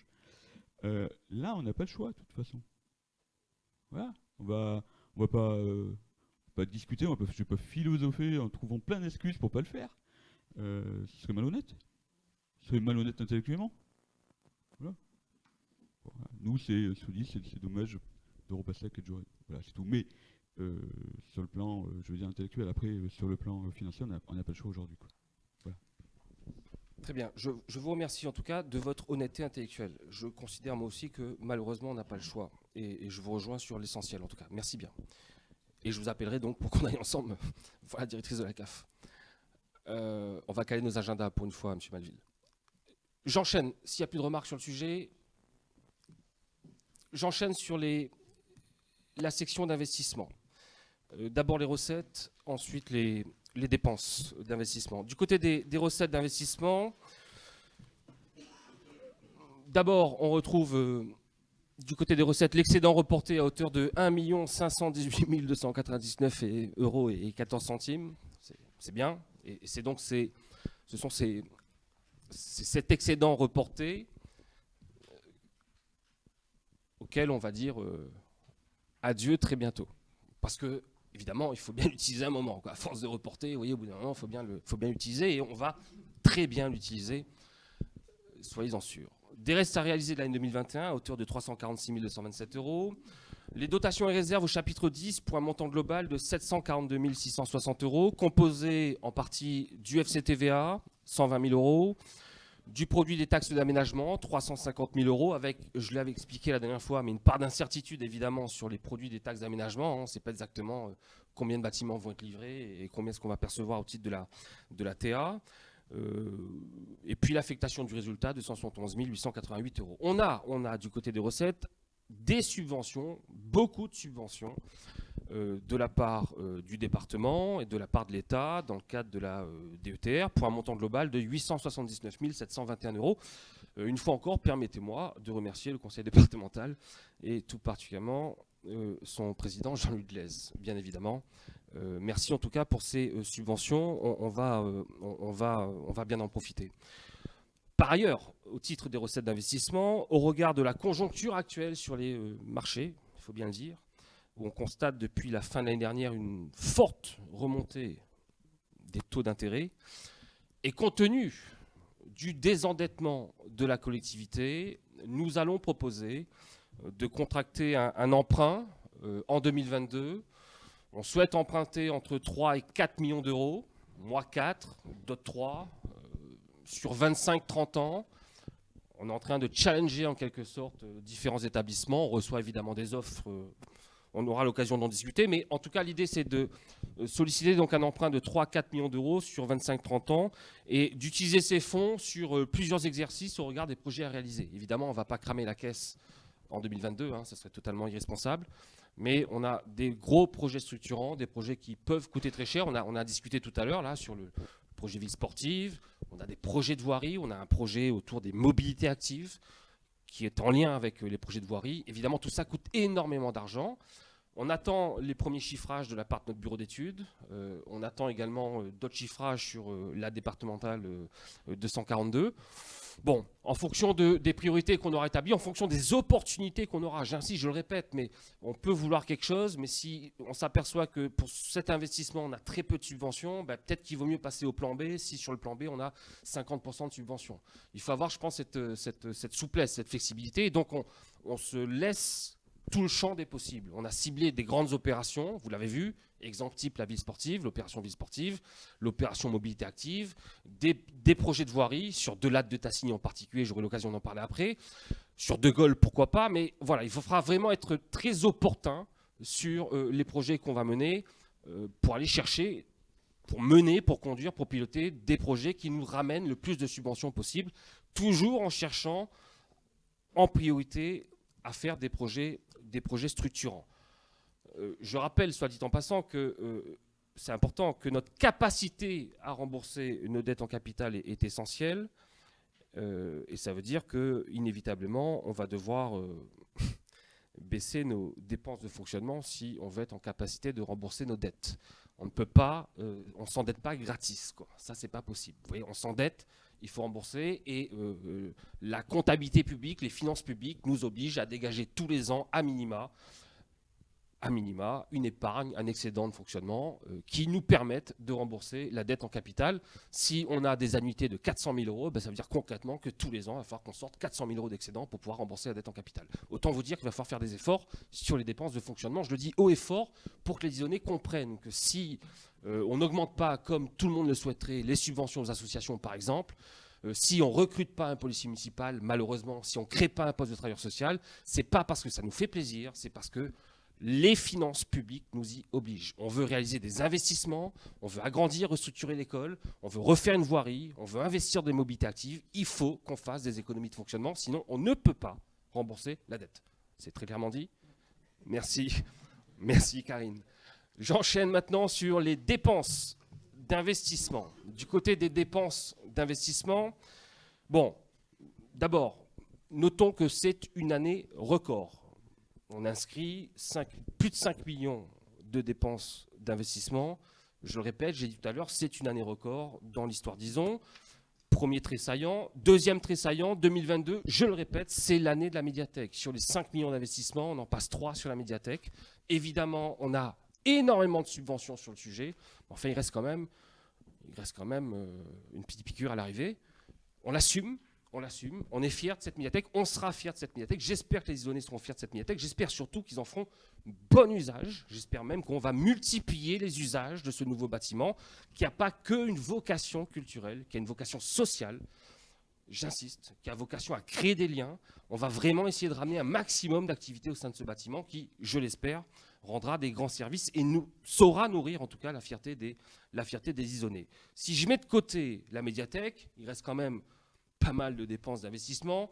J'irai sur les opérations en pointant exclusivement ces opérations significatives. Je ne vais pas rentrer dans le détail de chaque opération parce que sinon on en aurait pour 3 heures.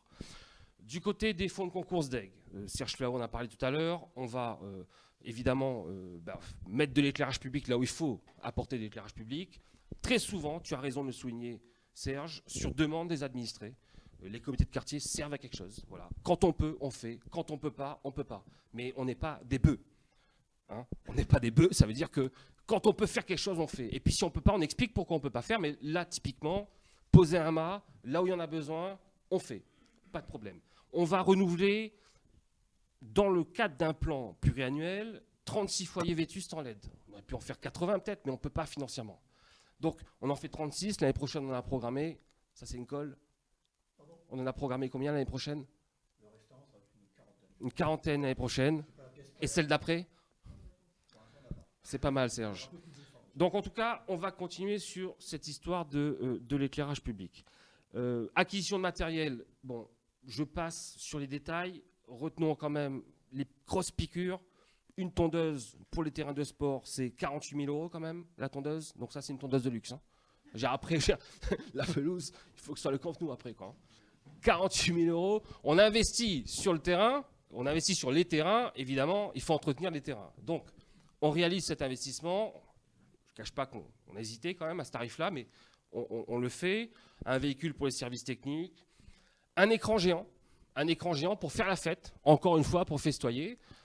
Des grands événements sportifs se profilent, d'autres occasions plus culturelles pourront se profiler également. On pense qu'il peut être intéressant, en tout cas pour créer un esprit festif, pour nourrir l'esprit festif, d'investir dans un écran géant. Il ne fera pas 50 mètres de large, mais non Gilles, mais ça sera quand même bien. Ce sera quand même bien et j'espère bien que la place de la mairie, en tout cas, donnera lieu à certains rassemblements festifs, notamment autour des événements sportifs, mais pas que des événements sportifs. On aura l'occasion d'en rediscuter. Excusez-moi, juste pour l'écran géant, puisqu'on le découvre ce soir, c'est quoi c'est quelle typologie d'écran juste? Ah, oui, un écran géant gonflable de 7,42 m par 4,32 m.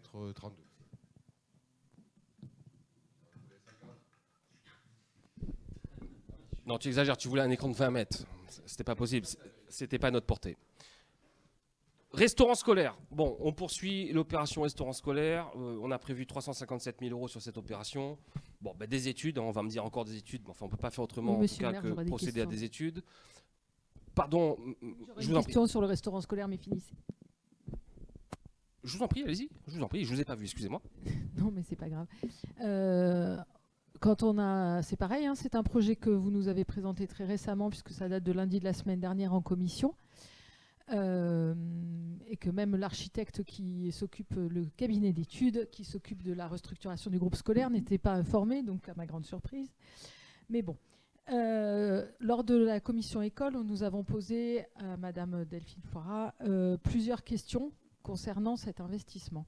Je voudrais savoir si elle a pu avancer sur ce projet. Je vous en prie, posez-moi vos questions. Alors déjà, a priori, la construction est prévue pour le mois d'août.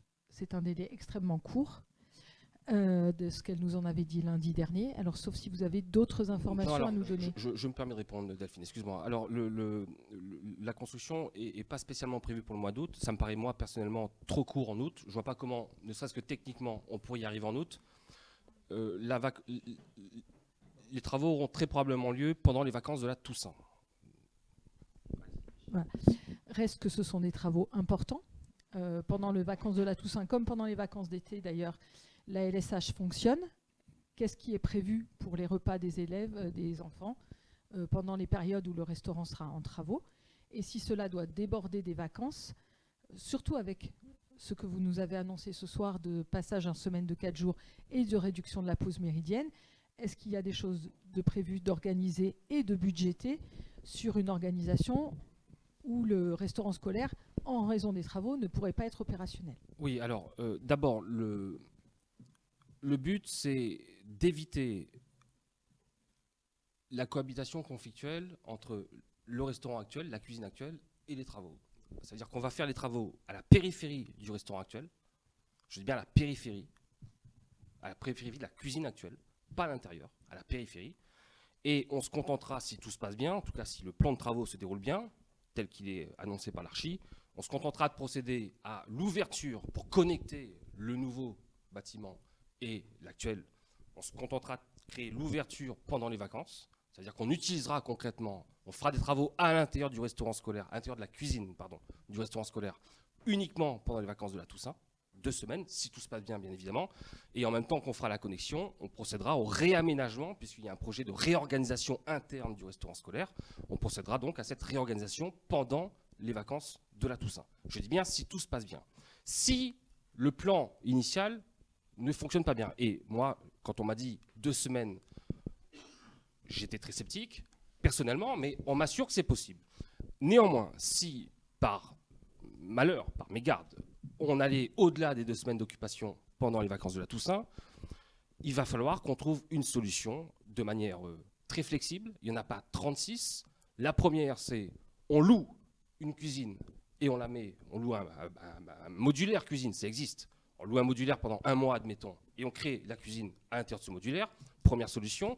Pour ça, on a prévu une ligne, on l'a vu tout à l'heure, de dépenses imprévues de fonctionnement, puisque c'est du fonctionnement, ce n'est pas de l'investissement. On puise dans cette ligne et on loue ce bungalow, ce modulaire. Et puis, deuxième solution, mais ça dépend vraiment, c'est une question de timing, ça dépend si ça dure 1 semaine, 2 semaines, 3 semaines ou 3 mois. Deuxième solution, c'est on essaie de travailler en lien avec nos collègues, nos communes voisines. On fait une liaison chaude ou pourquoi pas exceptionnellement une liaison froide pendant 1 semaine ou 2. Pourquoi pas exceptionnellement. On limite la casse en quelque sorte en procédant de la sorte. C'est pas le truc qui m'affole le plus.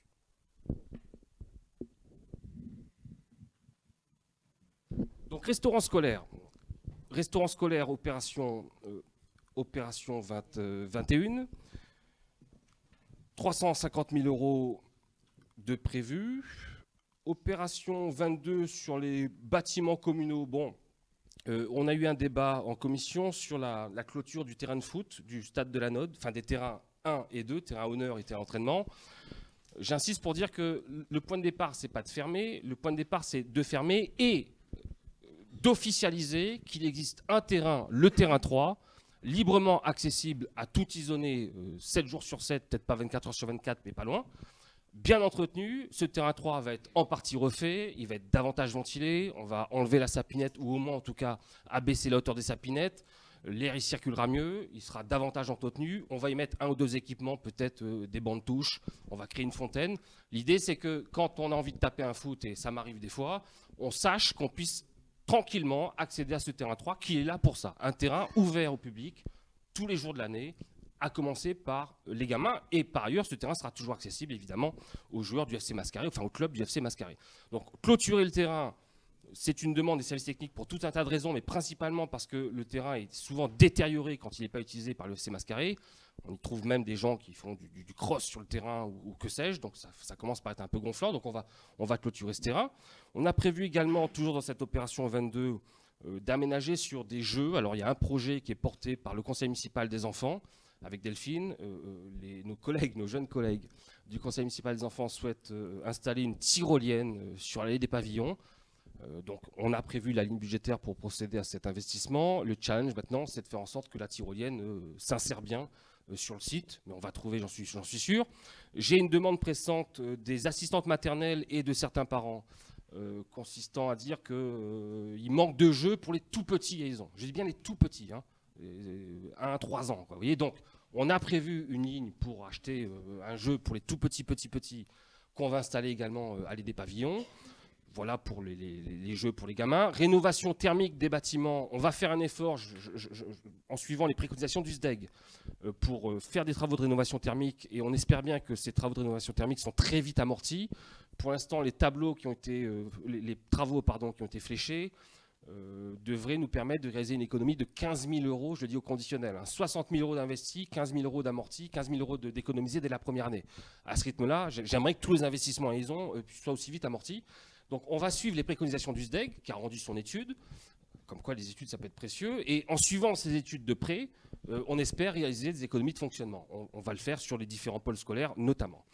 On va continuer à investir dans de la vidéoprotection. On a prévu une ligne de 66 000 € en 2022, en lien avec le contrat de sécurité intégré qu'on a signé avec l'État, le procureur et 8 collègues de la CALI, sur le ressort de la BAT, de la brigade de Libourne. Donc là, on est grassement, on peut le dire, grassement subventionné par l'État.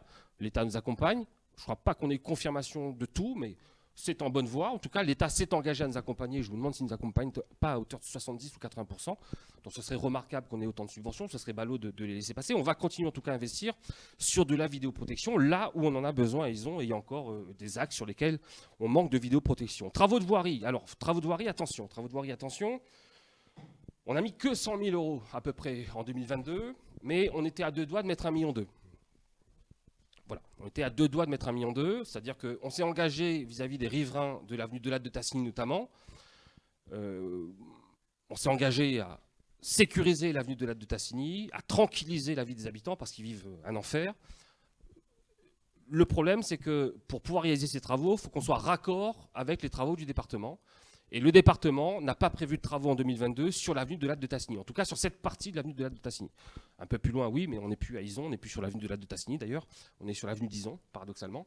Mais pas sur l'avenue de l'Ade de Tassigny. Donc l'idée, c'est d'attendre que le département soit prêt. Et puis une fois que le département soit prêt, nous, de notre côté, on sera prêt. Donc on a l'étude. On va aller consulter les riverains là, dans les semaines ou les mois qui viennent. On va discuter du plan qu'on prépare. Et l'idée, c'est de se tenir prêt pour le début de l'année 2023. En tout cas, je le dis aux riverains de Delattre, ne vous inquiétez pas, l'engagement sera tenu. Il nous faut juste faire les choses de la manière la plus intelligente possible. J'ajoute tout de suite qu'on espérait également sur ces travaux une subvention de l'État pour créer des pistes cyclables. Et malheureusement, l'État n'a pas retenu notre projet pour nous filer des subventions. Il y avait 120 ou 150 000 € de subventions en jeu. On n'a pas été retenu. Il y a d'autres communes de Gironde qui ont été retenues. J'avoue que je ne sais pas trop sur quels critères ils ont retenu les communes, mais Ison, c'est certain, n'a pas été retenu parmi les communes. Donc on va représenter une demande. Dès qu'on va avoir cette opportunité, de nouveau, on va présenter un dossier. Et donc on espère grosso modo avoir davantage de subventions et surtout d'être raccord avec le département. Pour le reste, on a prévu que quelques menus travaux de voirie. On va faire pas mal de sécurisation routière. On s'est engagé là quand on a fait les visites de quartier. Il y a une forte demande de sécurisation, donc on va investir dans des kits de sécurisation pour essayer de passer notamment pour apaiser la circulation dans certains lotissements notamment, mais pas que. Et puis on va refaire en bicouche, j'imagine, le Joga qui est destroy, il faut le dire, chemin vert qui ressemble plus à grand chose. Rue du Port en partie, il y a des gros décrochés. Donc là, effectivement, il faut absolument qu'on intervienne. Et on va refaire une traversée de chaussée tout en bas de l'impasse Cressac. C'est notamment parce que cette traversée de chaussée est complètement saturée et sous-busée, si je puis dire, sous-diamétrée, qu'il y a eu, en partie en tout cas, qu'il y a eu des inondations le 17 juin dernier. Donc on s'était engagé vis-à-vis des habitants de Cressac à refaire cette traversée de chaussée. Et donc nous allons la refaire en 2022.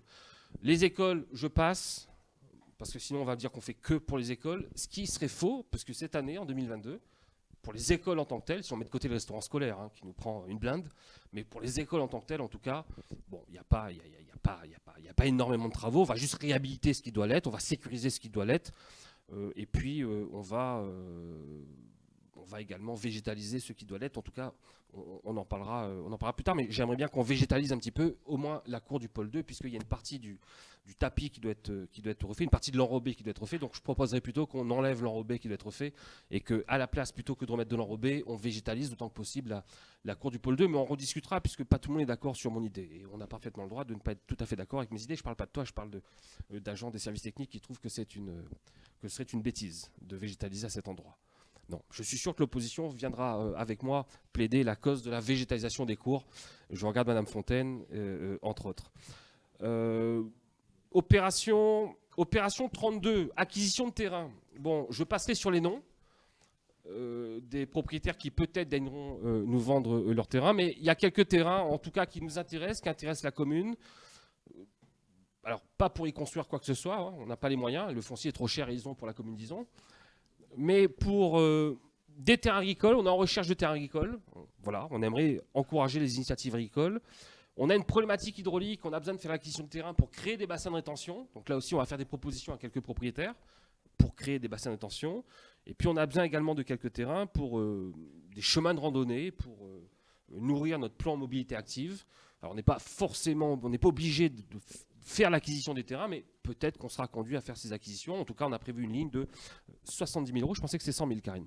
De 70 000 euros pour l'acquisition des terrains. Je suis très surpris là.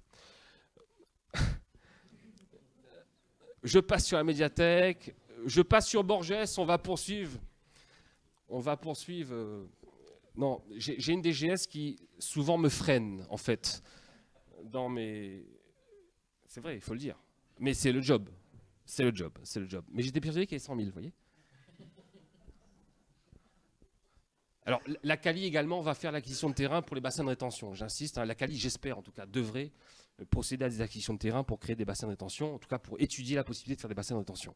Et puis on a une grosse négo à mener avec la SNCF sur un terrain très intéressant en bas du pont du Champ. Là. Vraiment, on a vraiment besoin de ce terrain, toujours pour essayer de régler une partie de la problématique hydraulique. On est en train de batailler avec SNCF pour être la SNCF pour faire l'acquisition de ce terrain.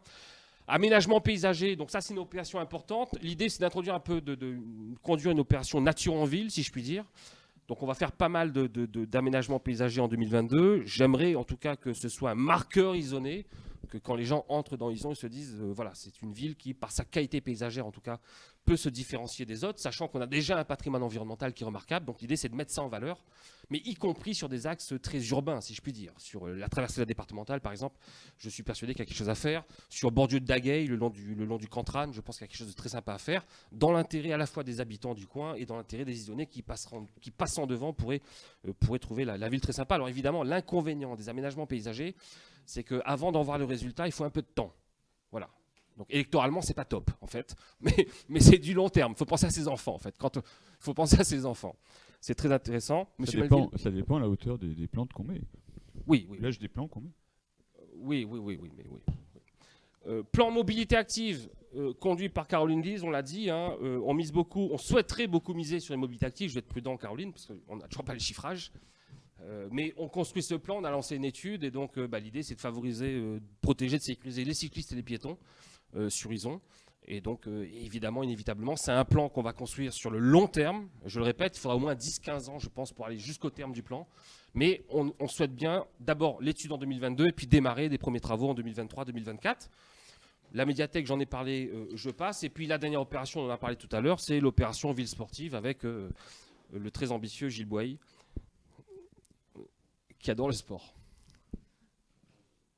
Vive le sport sur France 2. Voilà grosso modo les traits saillants des principales dépenses d'équipement sur ce budget primitif. Le débat est ouvert, cher M. Malville. Je crois que vous avez oublié quelque chose quand même, qui est très important. Ça fait presque 10 ans que je le demande. S'il vous plaît, je vous laisse l'annoncer quand même. Monsieur Malville, j'attendais que vous m'interpelliez, mais je l'avais prévu et vous êtes trop prévisible, monsieur Malville, sachez-le. Allez-y donc, si vous voulez. Parce que là, j'étais à 2 doigts de voter le budget. Là. S'il n'y a pas les appareils sportifs, je ne veux même pas m'abstenir, je vais juste voter contre. Donc, cher Isonné, nous avons prévu des agrès sportifs de plein air, si je puis dire. Répondant en cela à une demande de Frédéric Malville, ça fait 2 ans au moins, enfin en tout cas moi personnellement, 10 ans non. Non, mais disons, il n'y a que vous qui le savez, puisque à l'époque, ce genre de débat, vous ne l'aviez pas en public. Vous ne l'aviez pas en conseil municipal, vous l'aviez je ne sais pas où, mais certainement pas en conseil municipal. En tout cas, moi, ça fait 2 ans que je l'entends parler en public. Effectivement, Frédéric Malville réclame à corps et à cri l'installation d'agrès sportifs. Le lieu, je vous laisse le lieu. Je pense que Portès, ça pourrait être pas mal, on a discuté. Ça pourrait être pas mal Portès. Bon, on verra. Mais en tout cas, c'est prévu au budget, donc, monsieur Malville. S'il vous faut que ça pour voter un budget, dites-moi ce qu'il vous faudra l'année prochaine, je le ferai. Non, juste sur tous les éléments qui ont été vus, on a discuté aussi. J'attire juste votre attention sur la clôture au foot. Elle vient d'être réparée, elle est déjà dégradée. Donc empêcher les gens de rentrer, en fait, ils rentrent quand même. Je pense que ce qui serait peut-être mieux qu'une clôture, ça serait mettre ce qui se fait dans Bordeaux aujourd'hui, dans tous les équipements sportifs à Bordeaux, sur Mérignac, Pessac. Ce sont des, comme on avait auparavant, je sais plus comment ça s'appelle, non pas des mains courantes, des accès sécurisés où en fait vous ne pouvez rentrer qu'une personne par une personne. C'est à Pessac notamment, ils ont mis ça. Un tourniquet, oui, un tourniquet, où vous ne pouvez même pas rentrer avec un vélo, c'est absolument impossible. Voilà. depuis lundi, la barrière est par terre, ce que vous aviez réparé il y a 8 jours, quoi. Voilà. Oui, non, là, alors, l'idée, c'est pas du tout de fermer le site, c'est carrément l'inverse. C'est-à-dire, c'est de permettre à tous les isonnés qui le souhaitent de pouvoir venir sur le terrain 3. Aujourd'hui, si on s'en tient, si on s'en tient au niveau du règlement, le site doit être fermé, le club, disons, du FC Mascaré, pardon, doit être fermé, et donc pas d'accès. Aujourd'hui, ce que l'on souhaite, justement, c'est l'ouvrir aux isonnés et toujours permettre au club d'utiliser les 3 terrains, et en plus, que tous les isonnés, de façon honnête, ambitieuse, et qui n'ait aucun souci avec ça, puissent aller sur le terrain 3, en toute quiétude, et puis jouer dessus. C'est juste ça que l'on veut faire. Donc ça veut dire que normalement, si tout va bien, si ma petite tête réfléchit, si tout va bien, il ne devrait plus rien avoir de cassé.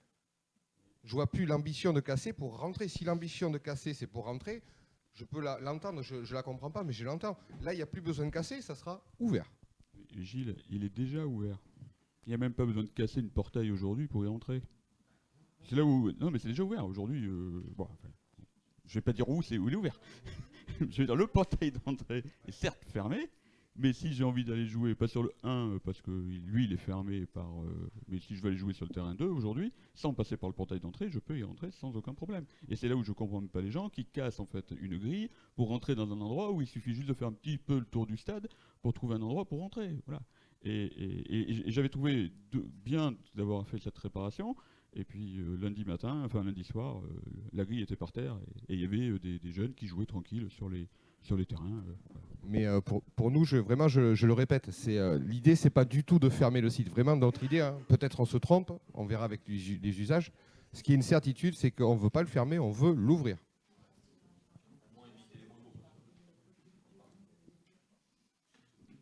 Bien, Monsieur Malvier, je vous... Juste préciser une chose. On en a débattu entre nous du budget, bien entendu, qui a un énorme pavé dans ce budget qu'est la médiathèque. Sophie a porté ce projet pendant quelques années. Enfin, alors c'est pas un pavé, excusez-moi, c'est plus qu'un pavé, puisque là on est sur quelques murs quand même. Donc nous allons faire le choix. Alors après, chacun est libre de faire comme il a envie, bien entendu. Nous ferons le choix de voter le budget. Voilà. C'est pas parce qu'il y a les appareils sportifs, c'est parce qu'il y a aussi la médiathèque. D'accord. Je vous remercie de cette précision. Dernière précision importante, Karine me le rappelle, mais c'est fou parce que je lui prends la tête depuis des mois pour qu'on ait ça, et je le dis pas ce soir. Je suis vraiment désolé, et pourtant elle a mis la veste qui va. Rappelez-vous, je m'étais engagé à... Je suis désolé, Karine, vraiment, je suis désolé, je suis extrêmement fatigué. On s'était engagé à faire apparaître dans le budget ce que certaines collectivités appellent une ligne verte, correspondant à toutes les dépenses d'investissement destinées à porter, en tout cas par une volonté d'assurer une transition écologique, une transition énergétique, un développement durable. Et donc, merci Karine de me le rappeler. On a conçu cette ligne verte sur ce budget 2022. Et les dépenses d'équipement prévues qui s'inscrivent en tout cas dans cette volonté d'assurer un développement durable s'élèvent à 505 000 € à peu près. Je vous passe les centimes. Ça veut dire que si vous mettez de côté la médiathèque qui, vous l'avez dit, représente effectivement la majorité de nos dépenses d'investissement, sur les 2 millions d'investissements restants, il y en a 500 000 qui sont directement, je dis bien directement, fléchés, affectés à une volonté d'assurer autant que possible un développement durable et une transition écologique. Voilà. Je tenais quand même à le souligner puisque c'était un engagement. Et évidemment, une fois qu'on a créé cet outil, si je puis dire, l'idée, ça sera de suivre l'évolution d'abord de ce qu'il y a à l'intérieur de cette ligne, de voir un petit peu concrètement quels ont été les résultats, concrètement, et puis surtout d'exiger ensuite, de la part de l'opposition, en tout cas je me mets à votre place, pour ceux qui y sont sensibles, d'exiger qu'on fasse toujours davantage sur cette ligne verte. L'idée c'est de la créer et ensuite on va pouvoir la suivre de près. C'était très important de le dire, une fois encore, pardon de cet oubli. Je pense qu'il y a des gens très sensibles autour de moi à la ligne verte, il n'y a absolument aucun problème. Et je voudrais juste donner une précision. Président historique, quand j'ai débuté en tant qu'élu, une fois qu'on avait payé la dette, le reste à investir était de 180 000 € en fonction en section d'investissement. Voilà. Quelques années après, on est à 5 millions d'euros en termes d'investissement. Donc, voilà, c'était une précision pour dire d'où on vient. Très bien, je vous remercie de cette précision historique, Monsieur Malville. Je passe donc ce budget 2022 au vote. Pardon d'avoir été si long. Qui est contre? Qui s'abstient? Très bien, je vous remercie de cette unanimité. Merci beaucoup. Autre délibération à l'ordre du jour, chère Caroline Guise, une demande de subvention auprès de l'État au sujet de l'atlas, de la volonté en tout cas de construire un atlas de la biodiversité. Caroline, je te laisse la parole. Tout à fait. Cette année, l'Office français de la biodiversité renouvelle son appel à projet concernant les atlas de la biodiversité communale. Cette démarche consiste à répertorier et rédiger un atlas qui permettra de connaître et faire connaître le patrimoine naturel et environnemental d'un territoire donné, donc de notre commune. En souhaitant nous inscrire sur cet appel à projet, nous souhaitons mettre en valeur notre environnement paysager, et cette démarche s'intègre en complémentarité de notre plan de paysage. Cet atlas permettra également de sensibiliser et mobiliser l'ensemble des élus, l'ensemble des habitants d'Ison, et d'impacter justement une politique de développement durable et de l'impact de nos vies sur l'environnement qui nous est très cher. Voilà, donc il est donc proposé au conseil municipal de permettre l'autorisation à monsieur le maire de déposer un dossier de candidature dans le cadre de cet appel à projet sur la création d'un atlas de la biodiversité. Très bien, je te remercie Caroline. Et j'ajoute, c'est important, que j'espère bien pouvoir associer les enseignants. J'espère bien que au moins un ou des projets pédagogiques pourront émerger au sein du groupe scolaire pour que certaines classes, une, deux classes, soient vraiment partie prenante à la construction de cet atlas de la biodiversité. Il y a un beau projet, à mon avis, à investir. Et ça a été déjà fait ailleurs, hein, et je trouve le résultat remarquable. Voilà, j'espère bien qu'on parviendra comme ça à associer plusieurs parties prenantes. Y a-t-il des observations sur ce projet d'atlas de la biodiversité, enfin projet de demande de subvention, attention, hein, on est encore loin de l'atlas, on est à la demande de subvention, on va peut-être pas s'emballer, mais en tout cas on y tient très fort. Des remarques peut-être? Pas de remarques? Très bien. Je passe donc cette demande de subvention au vote. Qui est contre?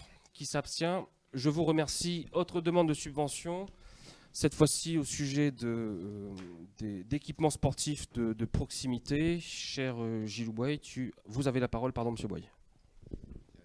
Merci, monsieur le maire. Alors, une demande de subvention équipements sportifs de proximité auprès de l'ANS, l'Agence nationale du sport, pardon. Comme monsieur le maire en a parlé tout à l'heure, c'est quoi? Ça consiste en quoi? On a pour projet, donc, dans le cadre de 2024, avec les équipements sportifs, de créer une halle et ainsi qu'un skatepark dans un premier temps, dans un premier projet, et dans un projet 2, quelques agrès, des agrès chers à monsieur Malville, placés à Capérani. Quelque chose de sympa, mais pas 2-3 agrès, quelque chose de beaucoup plus conséquent. Donc pour cela, qu'est-ce qu'il faut que l'on fasse? Il faut déjà qu'on aille très très vite, puisqu'on a su qu'on pouvait prétendre à ces subventions, on a su il y a 2 mois de ça à peine. Il faut régler tous les soucis nécessaires avant le 20 mai. Je ne vais pas dire de bêtises non plus, mais je crois que c'est avant le 20 mai. Nous attendons la réponse. La réponse, elle est promise pour septembre. Avec les délais normaux, ça va nous faire du octobre-novembre pour avoir les réponses. Si jamais on est positif, derrière, on peut attaquer par le biais du budget 2022, on peut attaquer tout ce qui est études, sachant que les études représentent en gros 10% de la somme totale de nos prévisions par rapport aux installations. On partirait sur quoi? On partirait donc sur une halle sportive, on a dit. Une halle sportive, c'est quoi? C'est du bois, c'est 2 terrains de basket 3-3, c'est 1 terrain de basket 5-5, c'est 2 cages de hand derrière, donc, mais pas aux bonnes dimensions pour le hand tout de même. On pourrait y faire du futsal, on pourrait y faire du basket, on pourrait y faire du hand. Le skatepark serait attenant, une partie couverte, une partie découverte, pour 200 000 € je crois, de mémoire, et 500 000 € la halle. Subventionnable, ces 2 équipements entre 50 et 80% par l'État. Donc très intéressant. Et le deuxième projet, donc, ça serait vraiment l'aire de fitness en plein air. Voilà, pour être très précis. Une aire de fitness en plein air que l'on souhaiterait mettre très très certainement autour de Capérani, car le lieu s'y prête et sur les ambitions que nous avons futures, aurait très certainement sa place afin de permettre de faire un bon tour, disons, à pied et pouvoir découvrir notre patrimoine, nos marais, mais également pouvoir faire un peu de sport sur cette aire de fitness. Donc voilà, c'est pour ça que je vous demanderai de voter cette demande de subvention favorablement. Merci beaucoup. Y a-t-il des remarques au sujet de cette opération? C'est OK. Monsieur Malville, je vous en prie. Il n'y a pas de remarque. S'il y a besoin à un moment donné de vous accompagner pour les défendre le projet, où que ce soit, on sera là. Très bien, je vous remercie, Monsieur Malville. Merci bien, merci bien. Deux petites informations et une prise de parole ensuite. D'abord, pardon, le vote, excusez-moi, c'était acquis pour moi. Pardon, autant pour moi, je le passe au vote. Qui est contre? Qui s'abstient? On est bien d'accord? D'accord, autant pour moi, mais c'est fait. Formellement, c'est fait. Merci de cette unanimité. Quelques informations, vite fait. D'abord, on vous a fait passer, je crois, la copie du tableau récapitulatif des indemnités des élus. C'est une information obligatoire, vous l'avez. On vous a également communiqué le tableau des effectifs, qui est également une information obligatoire, vous l'avez. OK, tout le monde est d'accord pour dire que vous l'avez eu. Je rajoute juste une petite chose. Vendredi, donc, on aura notre premier marché nocturne gourmand. Merci beaucoup, Titi Diremer, de cette mise en place, de cette organisation. Voilà, j'invite tous ceux qui ont envie de passer un beau moment entre amis, en famille ou même seuls, d'ailleurs, on peut rencontrer des gens à l'occasion de ce marché nocturne, à venir, passer un bon moment. Ils annoncent une météo plutôt clémente, il fera peut-être un petit peu frais, un petit 11-12, mais on aura une super journée. Même pas. Bon, en tout cas, il fera un temps canon, donc. Un temps canon. Venez, il y aura à manger, il y aura à boire, il y aura du monde, il y aura des amis. Et donc, il y aura la capoeira. Merci beaucoup, la capoeira. Donc, venez nombreux, en profiter, s'il vous plaît. Et je passe tout de suite la parole à André Vessière, qui a une petite information à transmettre dans le cadre du comité de jumelage. Cher André Vessière, je t'en prie. Merci, monsieur le maire. Je souhaitais rebondir sur les propos de Gilles quand il évoquait la création du comité du jumelage, la subvention accordée et l'arrivée de la délégation allemande qui aura lieu donc le jeudi 28 au soir. Un des moments clés de cette réception aura lieu ici, dans cette salle du conseil, ça sera la signature des chartes. Donc à partir de 18h, suivi d'un pot de l'amitié. Donc j'invite toutes les personnes ici présentes, même monsieur le journaliste derrière moi, à venir saluer les Allemands qui souhaitent nous connaître d'ailleurs, voir comment est dirigée une commune. Donc il ne faudra pas trop boire quand même, et partager quelques instants avec nous. Voilà ce que je voulais dire. Très bien, merci. Donc évidemment, j'invite tout un chacun ici à nous rejoindre à l'occasion de cette visite de nos amis allemands. Je voudrais juste, s'il vous plaît, en profiter pour transmettre toutes nos amitiés, en tout cas pour la plupart d'entre nous, à Gilles Pruvot. Cher Gilles, je ne sais pas si tu vas nous entendre, mais on pense très fort à toi. Voilà, grosse bise, camarade. Ciao, ciao. Bonne soirée à tous.